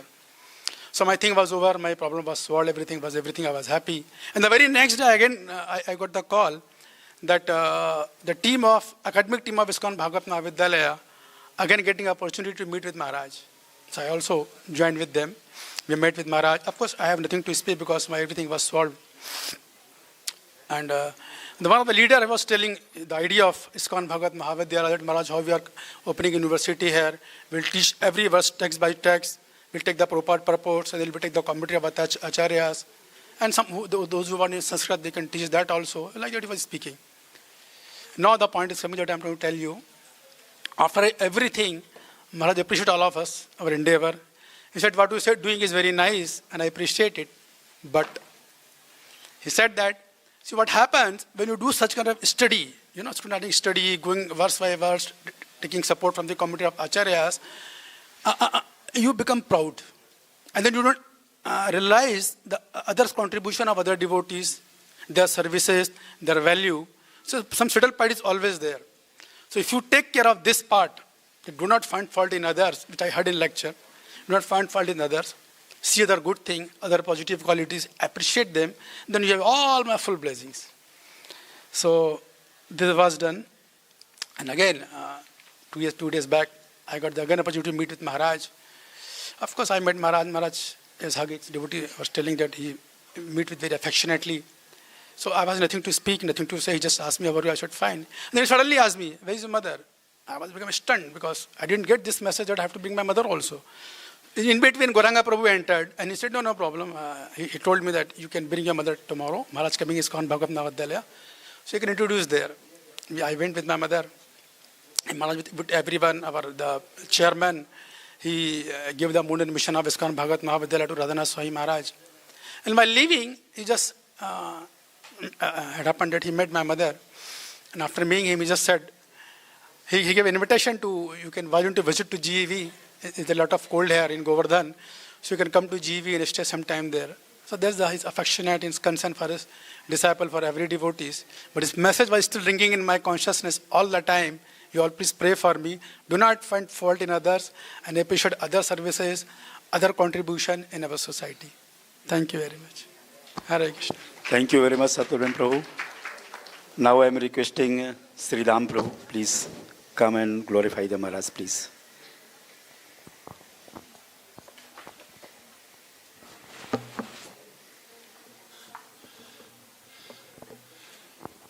ओम अज्ञानतिमिरन्धस्य ज्ञानञ्जन शलाकया चक्षुरुन्मिलितं येन तस्मै श्री गुरुवे नमः। नमो विष्णुपदाय कृष्णपृष्ठाय भूतले श्रीमते भक्ति वेदांत स्वामिनिति नामिने। नमस्ते सारस्वती देवे गौरवाणी प्रचारिणे निर्विशेष शून्यवादी पाश्चात्य देश तारिणे। जय श्री कृष्ण चैतन्य प्रभु नित्यानंद श्री अद्वैत गदाधर श्रीवासादि गौर भक्त वृंद। हरे कृष्णा कृष्णा कृष्णा हरे हरे, हरे राम राम राम। पतित पावन जगत गुरु श्रील प्रभुपाद के, हिज होलीनेस राधानाथ स्वामी महाराज के। आज हम यहाँ पर इकट्ठे हुए हैं हिज होलीनेस राधानाथ स्वामी महाराज के ग्लोरिफिकेशन करने के लिए व्यास पूजा के उपलक्ष्य में। लेकिन मैं सोच रहा था मैं बोलूँगा क्या, क्योंकि मैं तो कभी मिला ही नहीं महाराज से। हालांकि 73 में महाराज की दीक्षा हुई है और मेरी भी 73 में हुई है, लेकिन उनकी तो विदेश में हुई है, मेरी यहाँ पर हुई है प्रभुपाद जी के क्वार्टर में। तो मेरा मुलाकात नहीं हुई, ज़्यादातर मैं दिल्ली में ही रहा हूँ मैं। लेकिन इनके शिष्यों से मेरी मुलाकात लगभग 18-19 साल पहले शायद दिल्ली में नजफगढ़, क्योंकि मैं दिल्ली में रहता हूँ ज़्यादातर, पूरी उम्र दिल्ली में रहा हूँ। अभी 2 साल से वृंदावन में आया हूँ मैं। तो वहाँ पर एक प्रोग्राम ऑर्गेनाइज किया गया था, शोभा यात्रा का, और पंडाल प्रोग्राम था वहाँ पर। किसी को पता ही नहीं चला कि प्रोग्राम किसने ये ऑर्गेनाइज किया है। मंदिर वाले समझ रहे थे कि हमने किया है, राधा पार्थसारथी मंदिर दिल्ली वालों ने, और कुछ लोग समझ रहे थे कि नजफगढ़ के लोगों ने किया है, गांव के लोगों ने किया है। तो गए वहां पर, शोभा यात्रा भी हुई है। तो वहां पर जब पंडाल प्रोग्राम में लेक्चर सबसे पहले मेरा ही था, कोई प्रभुपाद जी का शिष्य मैं ही था वहां पर। उसके बाद वहां पर पता चला कि राधानाथ महाराज के भी शिष्य यहाँ पर आए हुए हैं, सारा उन्हीं ने ऑर्गेनाइज किया हुआ है। तो तब हमें अच्छा लगा कि देखिए बॉम्बे से आकर के यहाँ पर भी, दिल्ली में भी आकर के प्रचार कर रहे हैं और यूनिवर्सिटी कॉलेज में भी जाते हैं। हालांकि मेरे गुरु भाई प्रभुपाद जी के ज़माने में भी यूनिवर्सिटियों में जाते थे, दिल्ली यूनिवर्सिटी वगैरह में वो जाते थे, लेकिन उसके बाद फिर कोई ज़्यादा जोर नहीं दिया गया। लेकिन राधानाथ महाराज के जो शिष्य हैं उन्होंने युवाओं को काफ़ी प्रचार किया है।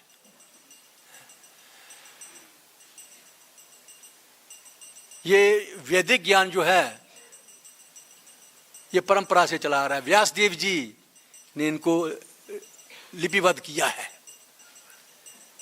और एज इट इज जो ज्ञान है भगवान कृष्ण से, नारद जी से, व्यास देव जी से होता हुआ,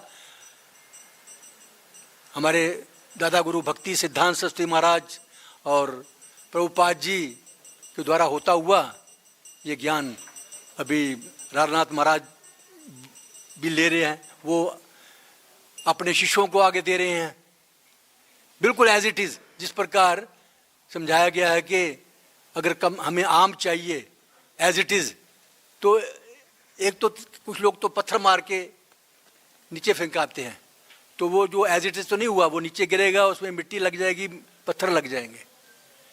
या फिर डंडा मार के भी गिराते थे बचपन में हम लोग, तो वो भी ठीक नहीं है, वो भी उसमें भी मिलावट हो जाएगी।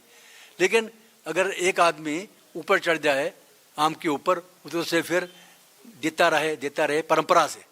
तो ऐसे ही जो वैदिक ज्ञान है ये परंपरा से आया है और इसमें कोई मिलावट नहीं है। इसलिए प्रभुपाद जी ने भी जो भगवत गीता लिखी है एज इट इज, और हमें भी जो बोलना है एज इट इज ही बोलना चाहिए। तो व्यास देव जी की प्रसन्नता के लिए ये हर साल सारे संप्रदायों के लोग व्यास पूजा मनाते हैं। फिर कुछ लोग ऑब्जेक्शन करते हैं, बोलते हैं अभी उन दिनों क्यों नहीं मनाते आप लोग, आप जन्मदिन से तो जन्मदिन हो गया। तो ऐसा नहीं है। मेरा उनको ये कहना है, ये 4-5 साल पहले ये बात उठी थी एक दफा, तो मेरा ये कहना है कि जैसे हम गाते हैं ना, चक्षुदान दिला जई जन्मे जन्मे प्रभु सई, तो गुरु जो हैं वो तो जन्म जन्म से हैं। उसी प्रकार आपके राधानाथ महाराज जी जो हैं वो आपके जो शिष्य उनको जन्म पहले जन्म से भी गुरु हैं। क्योंकि भक्ति में एकदम कोई बाई चांस नहीं आता है, पिछले जन्म में उसने भक्ति की है तभी इस जन्म में वो भक्ति में आया है। तो इससे पता चलता है कि पहले भी पिछले जन्म में भी किसी वजह से भक्ति नहीं कर पाए या कुछ रही होगी, तो आपको दोबारा से भक्ति और जगाने के लिए राधानाथ महाराज आए हैं यहाँ पर। इससे ज्यादा और क्या बोलूं मैं तो Hare Krishna. Thank you very much. Radhanath Maharaj की जय। तो अभी दोबारा से उनको तकलीफ नहीं देनी है, ये मेरा कहने का मतलब है। दोबारा से तकलीफ नहीं देनी है कि बार बार आए, बार जैसे प्रभुपाद जी ने बोला कि जब तक मेरा एक भी शिष्य इस धरा पर है तो उनको क्लेम करने के लिए मैं आऊंगा। लेकिन इसका मतलब ये नहीं है कि हमें गारंटी लेने पे प्रभुपाद जी तो हमें लेके जाना ही है तो हम गुरु को तकलीफ दें। तो इसलिए मेरी भी ये प्रार्थना है कि आप राधानाथ महाराज को ज्यादा तकलीफ मत देना, अभी इसी जन्म में इतनी भक्ति करो दोबारा से इस धरा पे आना ही ना पड़े। हरे Krishna. Thank you very much, Sri Ram Prabhu. Now I am requesting our head Pujari Mukundat Prabhu. So please say about something, Guru Maharaj. आप लोग जो ड्यूटीज का इतना सुंदर दर्शन करते हैं और पूरे वर्ल्ड में लोग देख के खुश होते हैं, उसकी क्रेडिट हमारे हेड पुजारी मुकुंदत प्रभु को जाती है। तो मैं आपसे रिक्वेस्ट करूंगा कि प्रभु महाराज जी के विषय में कुछ बोलेंगे। क्या हिंदी में या English? Whatever you like. Hindi. Your Hindi is very nice, so speak Hindi. हाँ, प्रभुपाद भी कहते थे जो विदेशी भक्त जो यहाँ पर आता है उनको हिंदी सीखना है और हिंदी में प्रचार करना है, बात करना है, इसलिए तो हिंदी में बताएंगे। गुरवे गौर चंद्राय राधिकाय तदालये कृष्णाय कृष्ण भक्ताय तद भक्ताय नमो नमः। वंशकल्पतरुभ्यश्च कृपा सिन्धुभ्येव च पतितानां पावनेभ्यो वैष्णवेभ्यो नमो नमः। श्री कृष्ण चैतन्य प्रभु नित्यानंद श्री अद्वैत गदाधर शिवजरी गौर भक्तवृंद। हरे कृष्णा कृष्णा कृष्णा हरे हरे, हरे राम राम राम हरे हरे। हरे कृष्णा। पूज्य पाचिला राधानाथ महाराज की, श्रील प्रभुपाद की। राधानाथ महाराज श्रील प्रभुपाद के प्रिय शिष्य हैं और हमने सुना है कि महाराज ने अमेरिका में उनका जन्म होते हुए लेकिन आध्यात्मिक मार्ग में आगे जाने के लिए जब वो युवावस्था में थे उन्होंने प्रयास किए थे और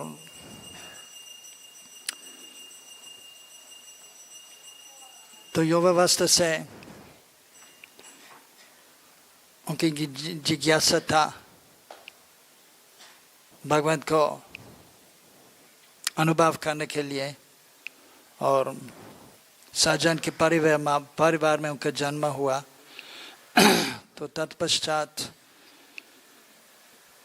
उन्होंने सोचा कि भारत वर्ष की ओर जाना है और हमने सुना है और इसमें की ऑटोबायोग्राफी में भी बहुत सुंदर रूप से उन्होंने भी उल्लेख किया है कि कैसे यहाँ पर पहुँच गए थे और ब्रज में आके और ब्रज से भी पहले हरिद्वार गए थे और योगी के तरह रहते थे, योग अभ्यास करने की प्रयास करते थे और यहाँ पर पहुँच के तो गौड़ीय वैष्णव के हमारे भक्ति सिद्धांत प्रभुपाद के मत में भी रहते थे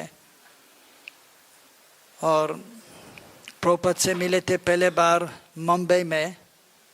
वहाँ पर एक बहुत बड़े उत्सव मनाते थे तो प्रगति मैदान में और वहाँ पर प्रभुपाद पैदल प्रोग्राम था और प्रभुपाद प्रवचन देते थे और राधानाथ महाराज तो पहले बार जब वहाँ पर गए थे और प्रभुपाद से मिलने के लिए सुना था कि एक प्रोग्राम है, वहाँ पर पहुँच गया। लेकिन उसी समय उनके जो स्थिति ये जो पश्चिमी देश के लोगों जिनकी इच्छा थी थोड़ा सा आगे जाने के लिए भक्ति मार्ग में और ये भौतिक संसार छोड़ना है और ये लंबे बाल भी रखते थे और प्रयास करते थे लेकिन बिना गुरु आध्यात्मिक मार्ग में आगे जाना संभव नहीं है। तो लंबे बाल रखते हुए वहाँ पर पहुँच गया पैदल प्रोग्राम में और पीछे बैठे थे। उनका भी नम्रता था शुरू से, वास्तव में तो आगे जो वैष्णव है तो शुरू से उनके भक्त के गुण जो प्रकट हो जाता है तो वे नम्र भाव में पीछे रहते थे और प्रभुपाद प्रवचन करते करते देखे कि यहाँ पर एक आदमी आया है, विदेशी आदमी आया है लंबे बाल के। तो एक शिष्य को बताते थे प्रभुपाद कि यहाँ पर देखिए एक भक्त है पीछे, बिल्कुल पीछे उनके ओर राधानाथ महाराज की ओर इंगित किया है और शिष्य को बताया कि उनको यहाँ पर बुलाए। उनको बुलाया गया था, प्रभुपाद के सामने बैठे थे और तो मतलब प्रभुपाद ने पहचान लिया कि ये कोई भक्त है तो जैसे प्रभु जी ने भी बोला है कि, और जैसे शास्त्र में भी उल्लेख किया है कि जैसे लोकनाथ महाराज और नरोत्तम के संबंध में कि जन्मांतर जन्मांतर शिष्य सदगुरु, सात शिष्य वास्तव में सात शिष्य सदगुरु के पास जाता है प्रचार करने के लिए। जिसे लोकनाथ ये गुरु वंदना तो उनके गुणगान करते हुए नरोत्तम दास ठाकुर उन्होंने उल्लेख किया है, जन्मे जन्मे प्रभु से, हर जन्म मेरे प्रभु है, मेरे गुरुदेव है। तो ये तो सदगुरु और सत्शिष्य के संबंध में ये तो नित्य संबंध है। तो पहचान लिया प्रभुपाद ने कि हमारे प्रिय भक्त हैं, और तुरंत महाराज भी उसी समय तो हिपी के रूप में थे, प्रभुपाद गुरु के रूप में स्वीकार किया है, और तुरंत नियम का पालन करते थे, जप करते थे, और इसके बाद दीक्षा भी लिया उन्होंने, और पश्चिम देश में अच्छा तरह से प्रचार करते थे। पहले उनसे मिले थे न्यू वृंदावन में, मेरे ख्याल से 1984 या 85, वहाँ पर अमेरिका में था मैं कुछ समय के लिए, तो उनसे मिले थे वहाँ पर पहले बार। उनसे प्रभावित थे क्योंकि विनम्र भाव में थे, और जो सन्यासी के लक्षण जैसे विनम्रता, और उनके पास ज्ञान है, सरलता है, और सरल विधि से रहता है। उनके हमेशा तो धोती मतलब लुंगी पहनते थे, सन्यासी के वेश, और उत्तरिया और एक चादर।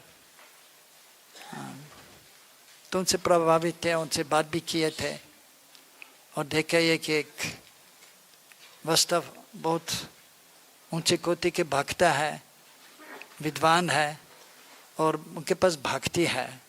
तो मैंने देखा और बातचीत करते हुए, जिससे भगवद गीता में भी उल्लेख किया है कि जो वैष्णव के लक्षण जो होता है, कैसे बोलता है, कैसे चलता है, इससे हम समझ सकते कि ये एक भक्त है, ऊंचे कोटि के भक्त है। तो जिसे शास्त्र में भी उल्लेख किया है कि भक्त को अलग अनेक अनेक गुण है, विशेष करके 26 गुण उल्लेख किया है, और इसमें विशेष करके कृष्णाय का शरणागत है, तन मन वाचा कृष्ण की सेवा में लगाता है। और जैसे संन्यास आश्रम के जैसे दंडा है, तो इसमें 3 दंडा है। इसका अर्थ है कि त्रिदंडी वैष्णव कहते हैं, वैष्णव सन्यासी। 3 दंडा है, तन मन वाचा, इसके लिए है कि कृष्ण की सेवा में लगाता है, निरंतर सब कुछ कृष्ण के लिए कर रहा है। कृष्णेंद्रिय प्रीति, अपने इंद्रिय तृप्ति के लिए नहीं, अपने लिए कुछ नहीं कर रहा है, कृष्ण के लिए कर रहा है, कृष्ण की सेवा में लीन है। कृष्ण का जो उपदेश है भगवद गीता के, दूसरे को बताता है, इसके अनुसार तो चलता है, कृष्ण का चिंतन कर रहा है, ये सन्यासी है। इसमें त्रिदंड में सन्यासी के वैष्णव सन्यासी एक छोटा सा भी है, इसका नाम है जीव दांडा, छोटा सा है, थोड़ा सा तेरा है। ये आत्मा के लक्षण है। तो शरणागत है तो हम कृष्ण के दास हैं, इस भाव से संभजन करना है, करता है शुद्ध वैष्णव जैसे महाराज, और तन मन वच हमेशा कृष्ण की सेवा में लगे हुए हैं। और जो वैष्णव के गुण है तो विनम्र और मितभोग, थोड़ा सा प्रसाद लेता है जितना जरूरत है, और दूसरे के साथ अच्छा तरह से रहता है, और व्याद बात नहीं करता है। मौनी मतलब कुछ नहीं बोलता है। कोई कहता है लेकिन वास्तव में इसका अर्थ है वैष्णव के लिए कि कृष्ण कथा के अलावा कुछ नहीं बताता है, व्याद पाठ नहीं करता है, ग्राम्य कथा नहीं बोलता है, कृष्ण कथा बोलता है, गौर कथा बोलता है। और महाराज इसमें भी निपुण है, उनके जो प्रवचन जो है अति सुंदर है। और जब शुरू करता है 1, 2, 3 घंटे के लिए बोल सकता है, क्योंकि आध्यात्मिक अवस्था पे स्थित है और अच्छा तरह से भजन कर रहा है, इसलिए गौरांग कृष्ण का स्मरण कर सकता है। और इसलिए उनके मुख रविंद से दिव्य ध्वनि निकलता है, तो शिष्य के हित के लिए, जो सुनता है उनके हित के लिए। और तो ये उनके अलग अलग तो दिव्य गुण है। तो वास्तव में सन्यासी विरक्त होना चाहिए। हम देख सकते हैं, हम देखता है, सुनते भी है कि बहुत सरल विधि से रहता है। उनके पास तो मोबाइल नहीं है, कभी नहीं देखा कि मोबाइल से बात करता है। और जब यहाँ पर आते थे तो कई बार यहाँ पर तो आते ही है।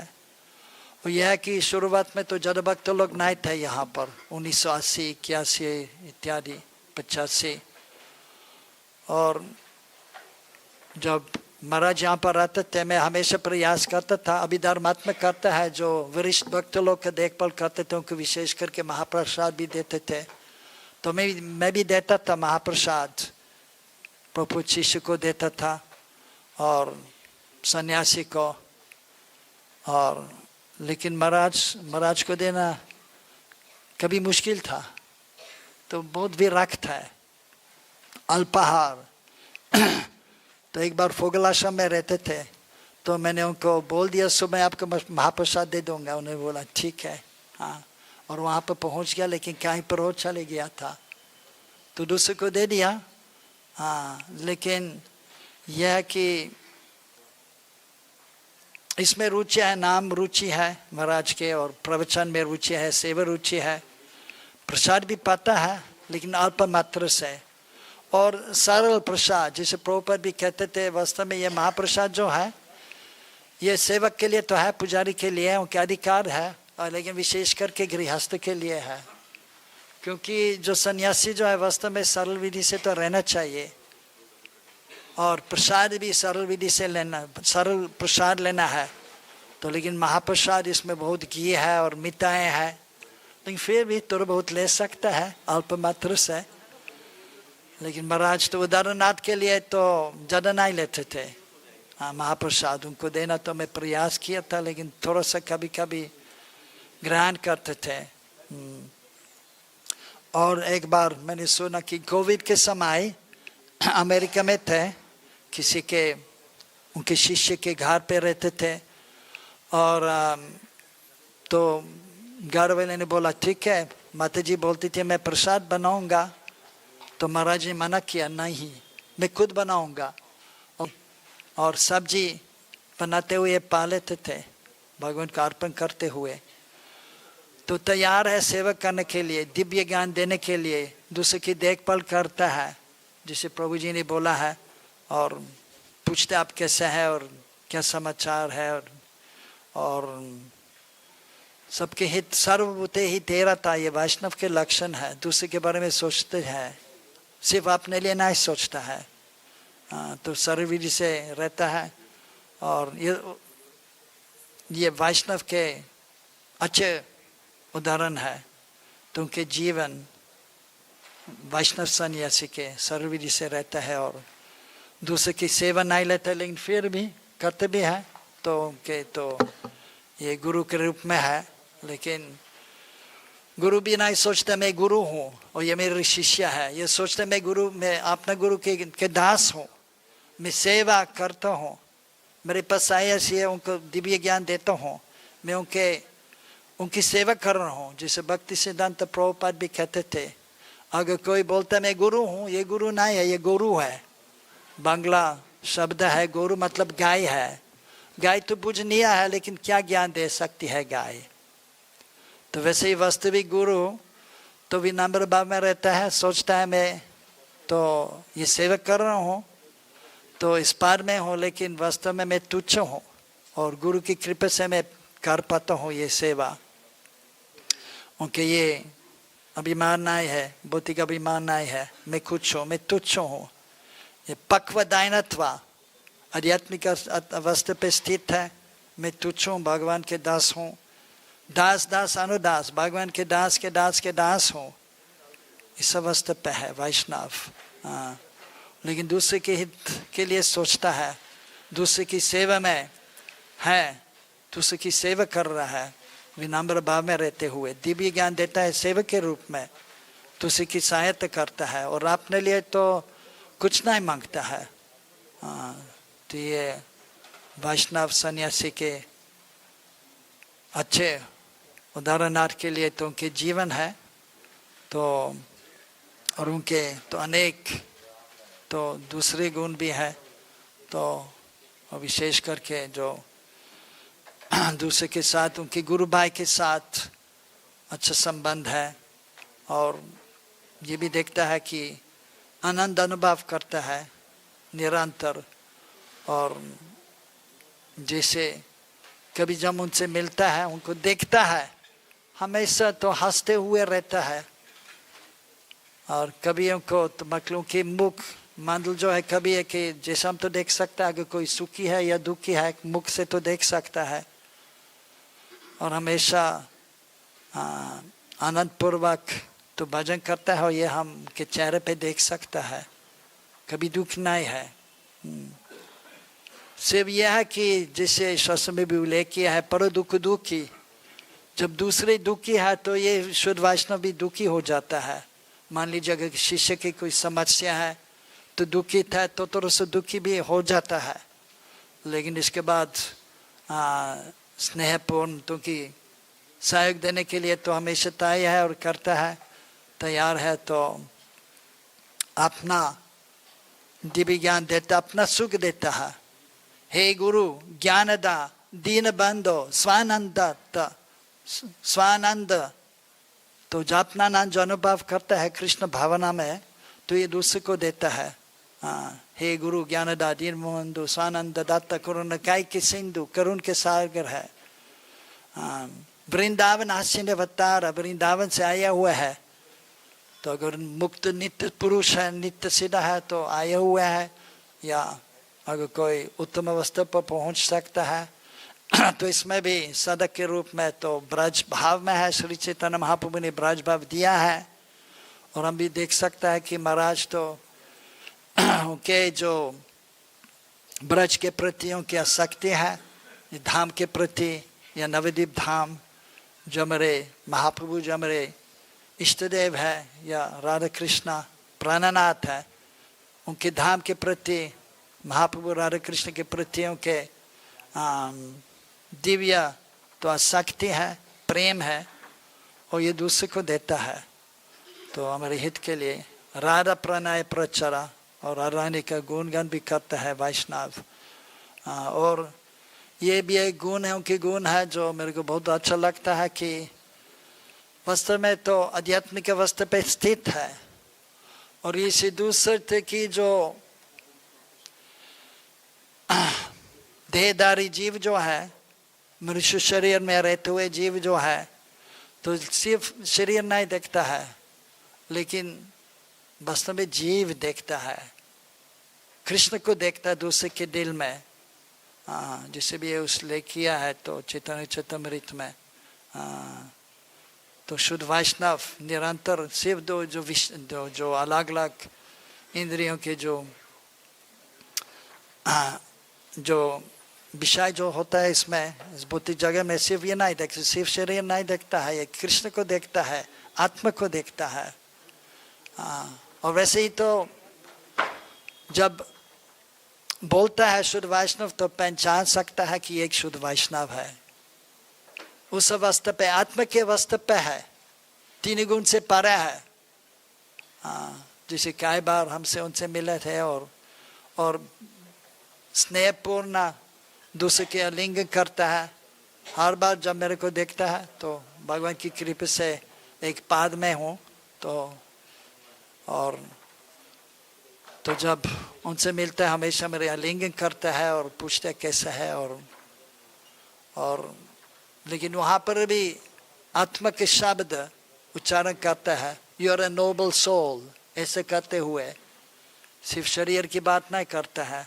और पाद के बारे में इससे सर्वोपाधि भी निर्मुक्तम, उपाधि अलग अलग उपाधि है, कभी कभी इससे भी तो मतलब यह है कि भक्त जो साधन भजन करता है लेकिन देहात्म बुद्धि फिर भी है, हम ये है, हम जो भी है, मुख्य पुजारी हो या प्रचारक हो, ठीक है इस भौतिक जगह में ये तो स्थिति तो है, वर्णाश्रम के अनुसार हमको तो चलना है, लेकिन हमेशा ये भाव रखते हुए कि हम कृष्ण के नित्य दास है और गोपी भक्त पर दास दास अनुदास, इस भाव में रहना है।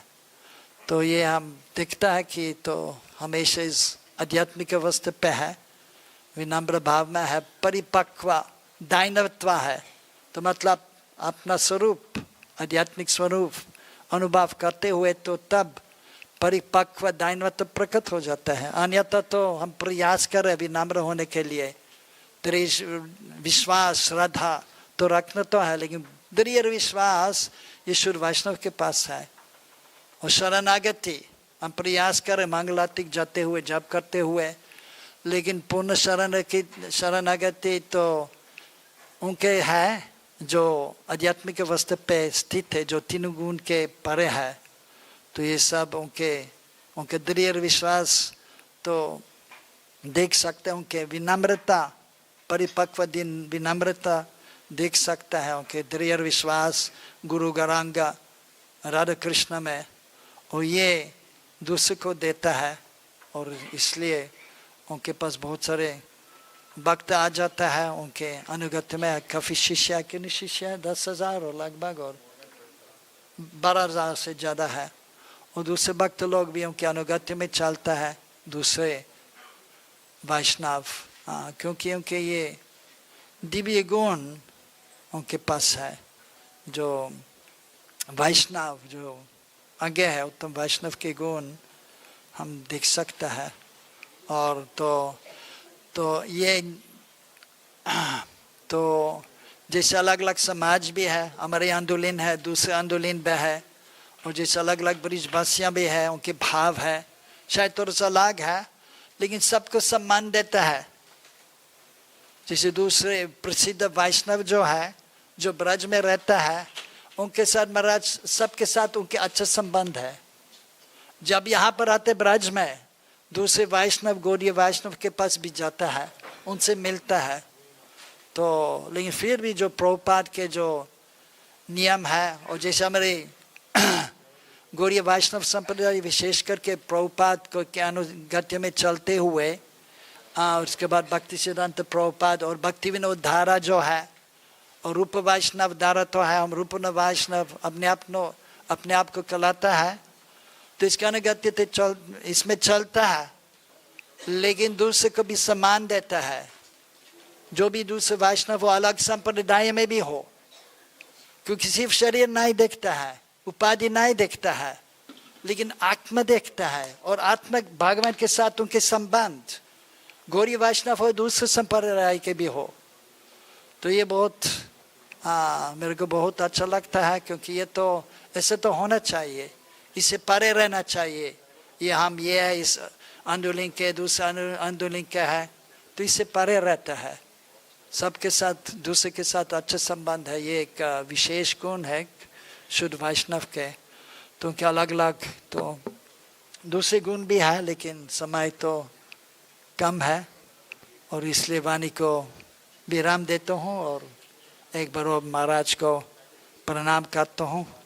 उनके आशीर्वाद मिलने के लिए सौभाग्य की बात है। वास्तव में उनके जन्मदिन तो ये सोलर कैलेंडर के अनुसार है, 7 दिसंबर मनाते हर साल, किंतु ये तिथि के अनुसार उनके मार्गशीर्ष मास कृष्ण पक्ष चतुर्दशी तिथि उनके आविर्भाव या जन्म हुआ। तो तिथि के अनुसार जो इस साल 4 दिन के बाद है, 11 तारीख है। तो श्रील राधनाथ महाराज की, श्रील प्रभुपाद की।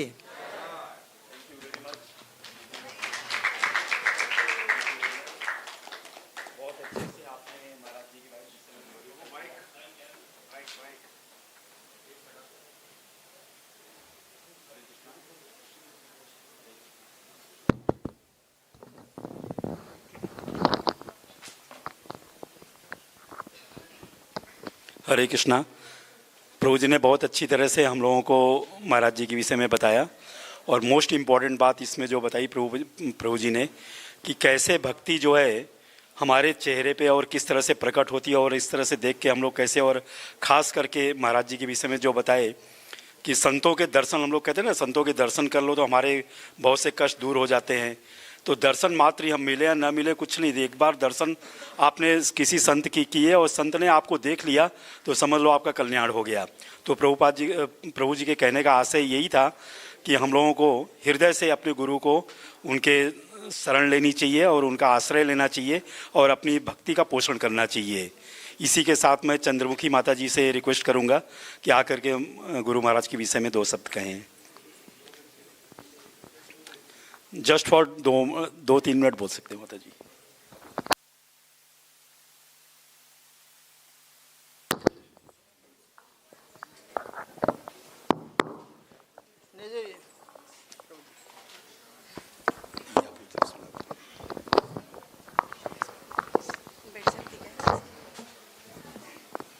हरे कृष्ण। ओम अज्ञानतिमिरान्धस्य ज्ञानाञ्जनशलाकया चक्षुर्मिलितं येन तस्मै श्रीगुरवे नमः। नमः ओम विष्णुपादाय कृष्णप्रेष्ठाय भूतले श्रीमते राधानाथ स्वामिन इति नामिने। नमः ओम विष्णुपादाय कृष्णप्रेष्ठाय भूतले श्रीमते भक्तिवेदांत स्वामिन इति नामिने। नमस्ते सरस्वती देवे गौरवाणी प्रचारिणे निर्विशेष शून्यवादी पाश्चात्य देशतारिणे। जय श्री कृष्ण चैतन्य प्रभु नित्यानंद श्री अद्वैत गदाधर श्रीवासादि गौर भक्त वृंद। हरे कृष्ण कृष्ण कृष्ण हरे हरे, हरे राम राम राम हरे हरे। हरे कृष्णा। तो आज गुरु महाराज की व्यास पूजा महोत्सव आप सब बना रहे हैं, तो मेरा परम भाग्य है कि गुरु महाराज की 2 शब्द मुझे मिल रहा है, तो मैं प्रभु जी को बहुत बहुत धन्यवाद देना चाहती हूँ। तो गुरु महाराज के बारे में तो मुझे बोलने की कुछ पात्रता ही नहीं है। जैसा मुंबई जब बॉम्बे में क्रॉस मैदान में जब प्रपात थे और प्रपात ने बहुत सारा ऐसा सत्संग रखा था और स्वतः खुद लेक्चर दे रहे थे, तो गुरु महाराज उस तब टाइम गुरु महाराज नहीं थे तब, लेकिन भक्ति के खोज में होते, भगवान के खोज में थे। तो ऐसे गुरु महाराज ऐसे पीछे पीछे बैठे थे, तब तो भक्ति में भी नहीं थे गुरु महाराज। तो ऐसा हीरा जो था कि वो प्रपात ने चुना। जैसे अक्रूर प्रभु जी ने कहा कि गुरु अंतर्यामी रहते हैं, तो प्रपात को समझ आया कि वहाँ तो राधानाथ महाराज बैठे, वहाँ तो रिचर नाम था उनका, उस कुछ भी नहीं थे, उनका ज्ञान भी नहीं था भक्ति का, लेकिन वो खोज में थे। प्रपात को अंतर्यामी थे और प्रपात को समझ आया कि ये पीछे बैठा है, तो उनको अपने पास बुला लिया और स्थान दिया और प्रसाद दिया और सोचने लगे कि ये जो हीरा है, जो राधानाथ महाराज है, जो हीरा है, ये लायक है कि सब भारत भ्रमण करके आया और हाँ प्रचार करेगा भगवान की। उसी तरह प्रपात ने उनको चुना लिया और ऐसा हीरा आपके लिए भेज दिया। तो मैं ये कहना चाहती गुरु महाराज के बारे में, वो खुद ने जो इतना ज्ञान दिया, तो ये सब जो ब्रह्मचारी है तो वो उनका पहलू पाड़ने का काम कर दिया है। वो जो ब्रह्मचारी शुद्ध ब्रह्मचारी है, वो ज्ञान देके आप सब तरह वही बढ़ा रहे हैं। और उसी से कि मुझे भी ये आपके जो शुद्ध वैष्णव है, ये मेरे वैष्णव भाई है, तो वो मुझे भाग्य है कि वो केवल मेरे गुरु महाराज के लिए आपके बीच में है। इतने शुद्ध भक्तों का मुझे संग मिल रहा है। और दूसरा एक मुझे साक्षात्कार जो हुआ है, वो मैं तो अभी कल भी शब्दांजलि का कार्यक्रम हुआ था, उसमें भी मैं बोली कि मुझे तो कुछ गुरु महाराज का संग नहीं है। जब भी गुरु महाराज का संग जो मिला है तो ज़्यादा उनका फोटो के जो फोटो है, तस्वीर है मेरे घर में, हॉल में, बैग में, कहाँ भी मेरे गुरु महाराज को मैं रखती हूँ। और जहाँ भी मेरा मुझे जाना है, जो भी भगवान के बारे में जो भी सेवा करना है, तो वो गुरु महाराज के प्रार्थना करके बोल बोल के, गुरु महाराज यहाँ मुझे प्रीचिंग करना है, ऐसा करना है, तो मुझे ताकत दो, शक्ति दो। तो ये गुरु महाराज ने मुझे शक्ति दी है। तो मैं तो मेरा कुछ गर्व से कहती हूँ, अभिमान तो नहीं मुझे इसका, कि मैं बीड़ में हूँ। बीड़ के पास मेरा एक गांव है, खेड़े गांव है, जैसा चराटा है। तो मुझे बहुत ऐसा प्रीचिंग करने के लिए बहुत ऐसा पसंद है कि चलो जो गुरु महाराज ने अपना सीखा है उससे भी उनको देना ज्ञान, ये मुझे बहुत पसंद है। तो मैं गुरु महाराज की प्रार्थना करती थी, गुरु महाराज मेरा हरिनाम का ही प्रचार करना है, हरिनाम किसी तरह से कैसे बोलूं मैं, कैसा किस ऐसा बोल बोल के मैं जब व्यासासन पे बैठी थी और कुछ विषय लेती थी तो मुझे लगता नहीं था कि इतने एक एक घंटा मैं बोल पाऊंगी। तो ऐसा कर करके बहुत सारे ड्यूटीज हो गए और उन्होंने आज दीक्षा ही दी है, केवल गुरु महाराज के वाणी से ये जो मुझे प्रेरणा मिली है। तो बस इतना ही मैं आज के दिन उनके लिए प्रार्थना करती हूँ, मेरे गुरु महाराज के लिए, राधा श्याम सुंदर को, कि उनका आरोग्य जो है, आयुष्य बहुत लंबी लंबी लंबी आयु में उनको दो। और जब भी आप गुरु महाराज, जैसे भगवान श्री कृष्ण जैसे 7 साल के भी थे, दिखते थे, वैसे गुरु महाराज ऐसे भी ऐसे कि उन्हें कभी ऐसा जो बोलते हैं ना वृद्ध अवस्था उनके कभी भी नहीं आओ, ऐसे भी रुके सुखे ना दिखो, ऐसे कुमार अवस्था में रखे, जैसे चैतन्य महाप्रभु सर के ऐसे लगते जब वो डांस करते हैं और करते, तो वैसे भी गुरु महाराज मेरे लंबी श्वास तक और लंबी उम्र तक रहे। और आपके चरणों में मैं प्रार्थना करती कि मुझे भी अपनी कृपा बरसाए। Hare Krishna. Thank you very much माता जी। हम लोगों को भी अपने गुरु महाराज के लिए ऐसी प्रार्थना नित्य करनी चाहिए। इसी के साथ मैं माधव गोपाल प्रभु, हमारे बीच में एक वरिष्ठ ब्रह्मचारी हैं, उनसे मैं रिक्वेस्ट करूंगा कि 2 मिनट के लिए आकर के बोलें महाराज के विषय में। माधव गोपाल प्रभु।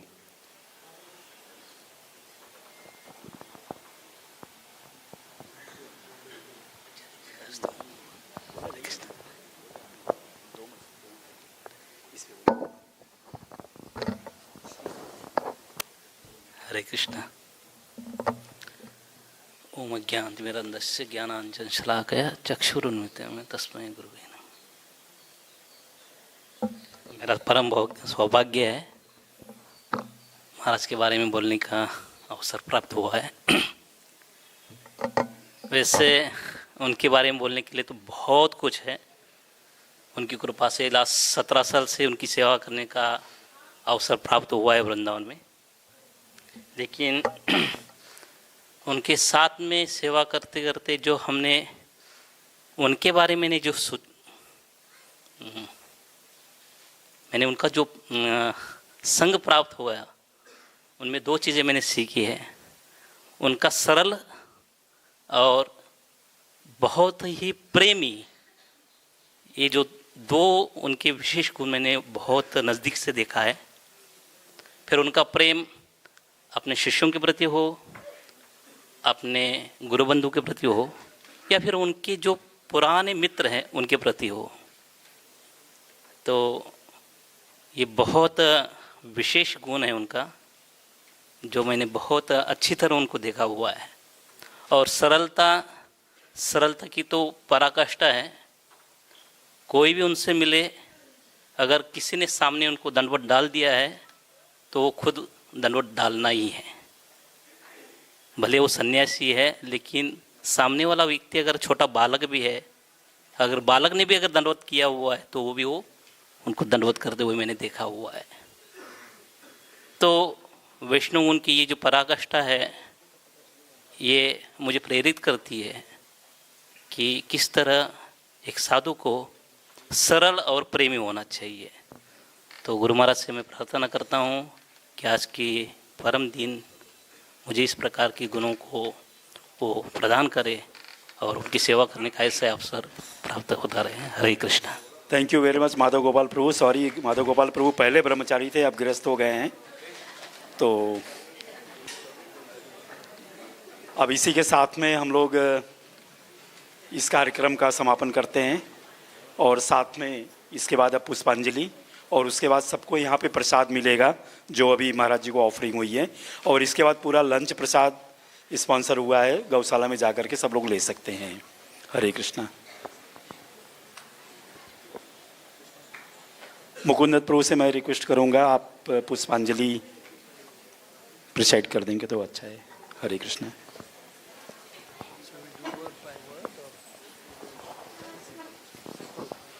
हरे कृष्णा। तो सरल विधि से करेंगे तो साथ तो ये मंगलोच्चारण उच्चारण करके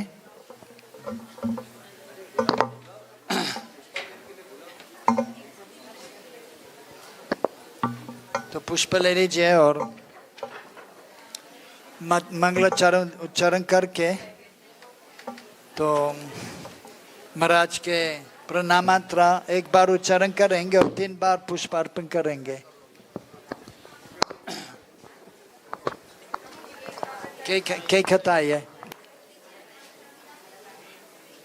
ओम अज्ञानतिमिरन्धस्य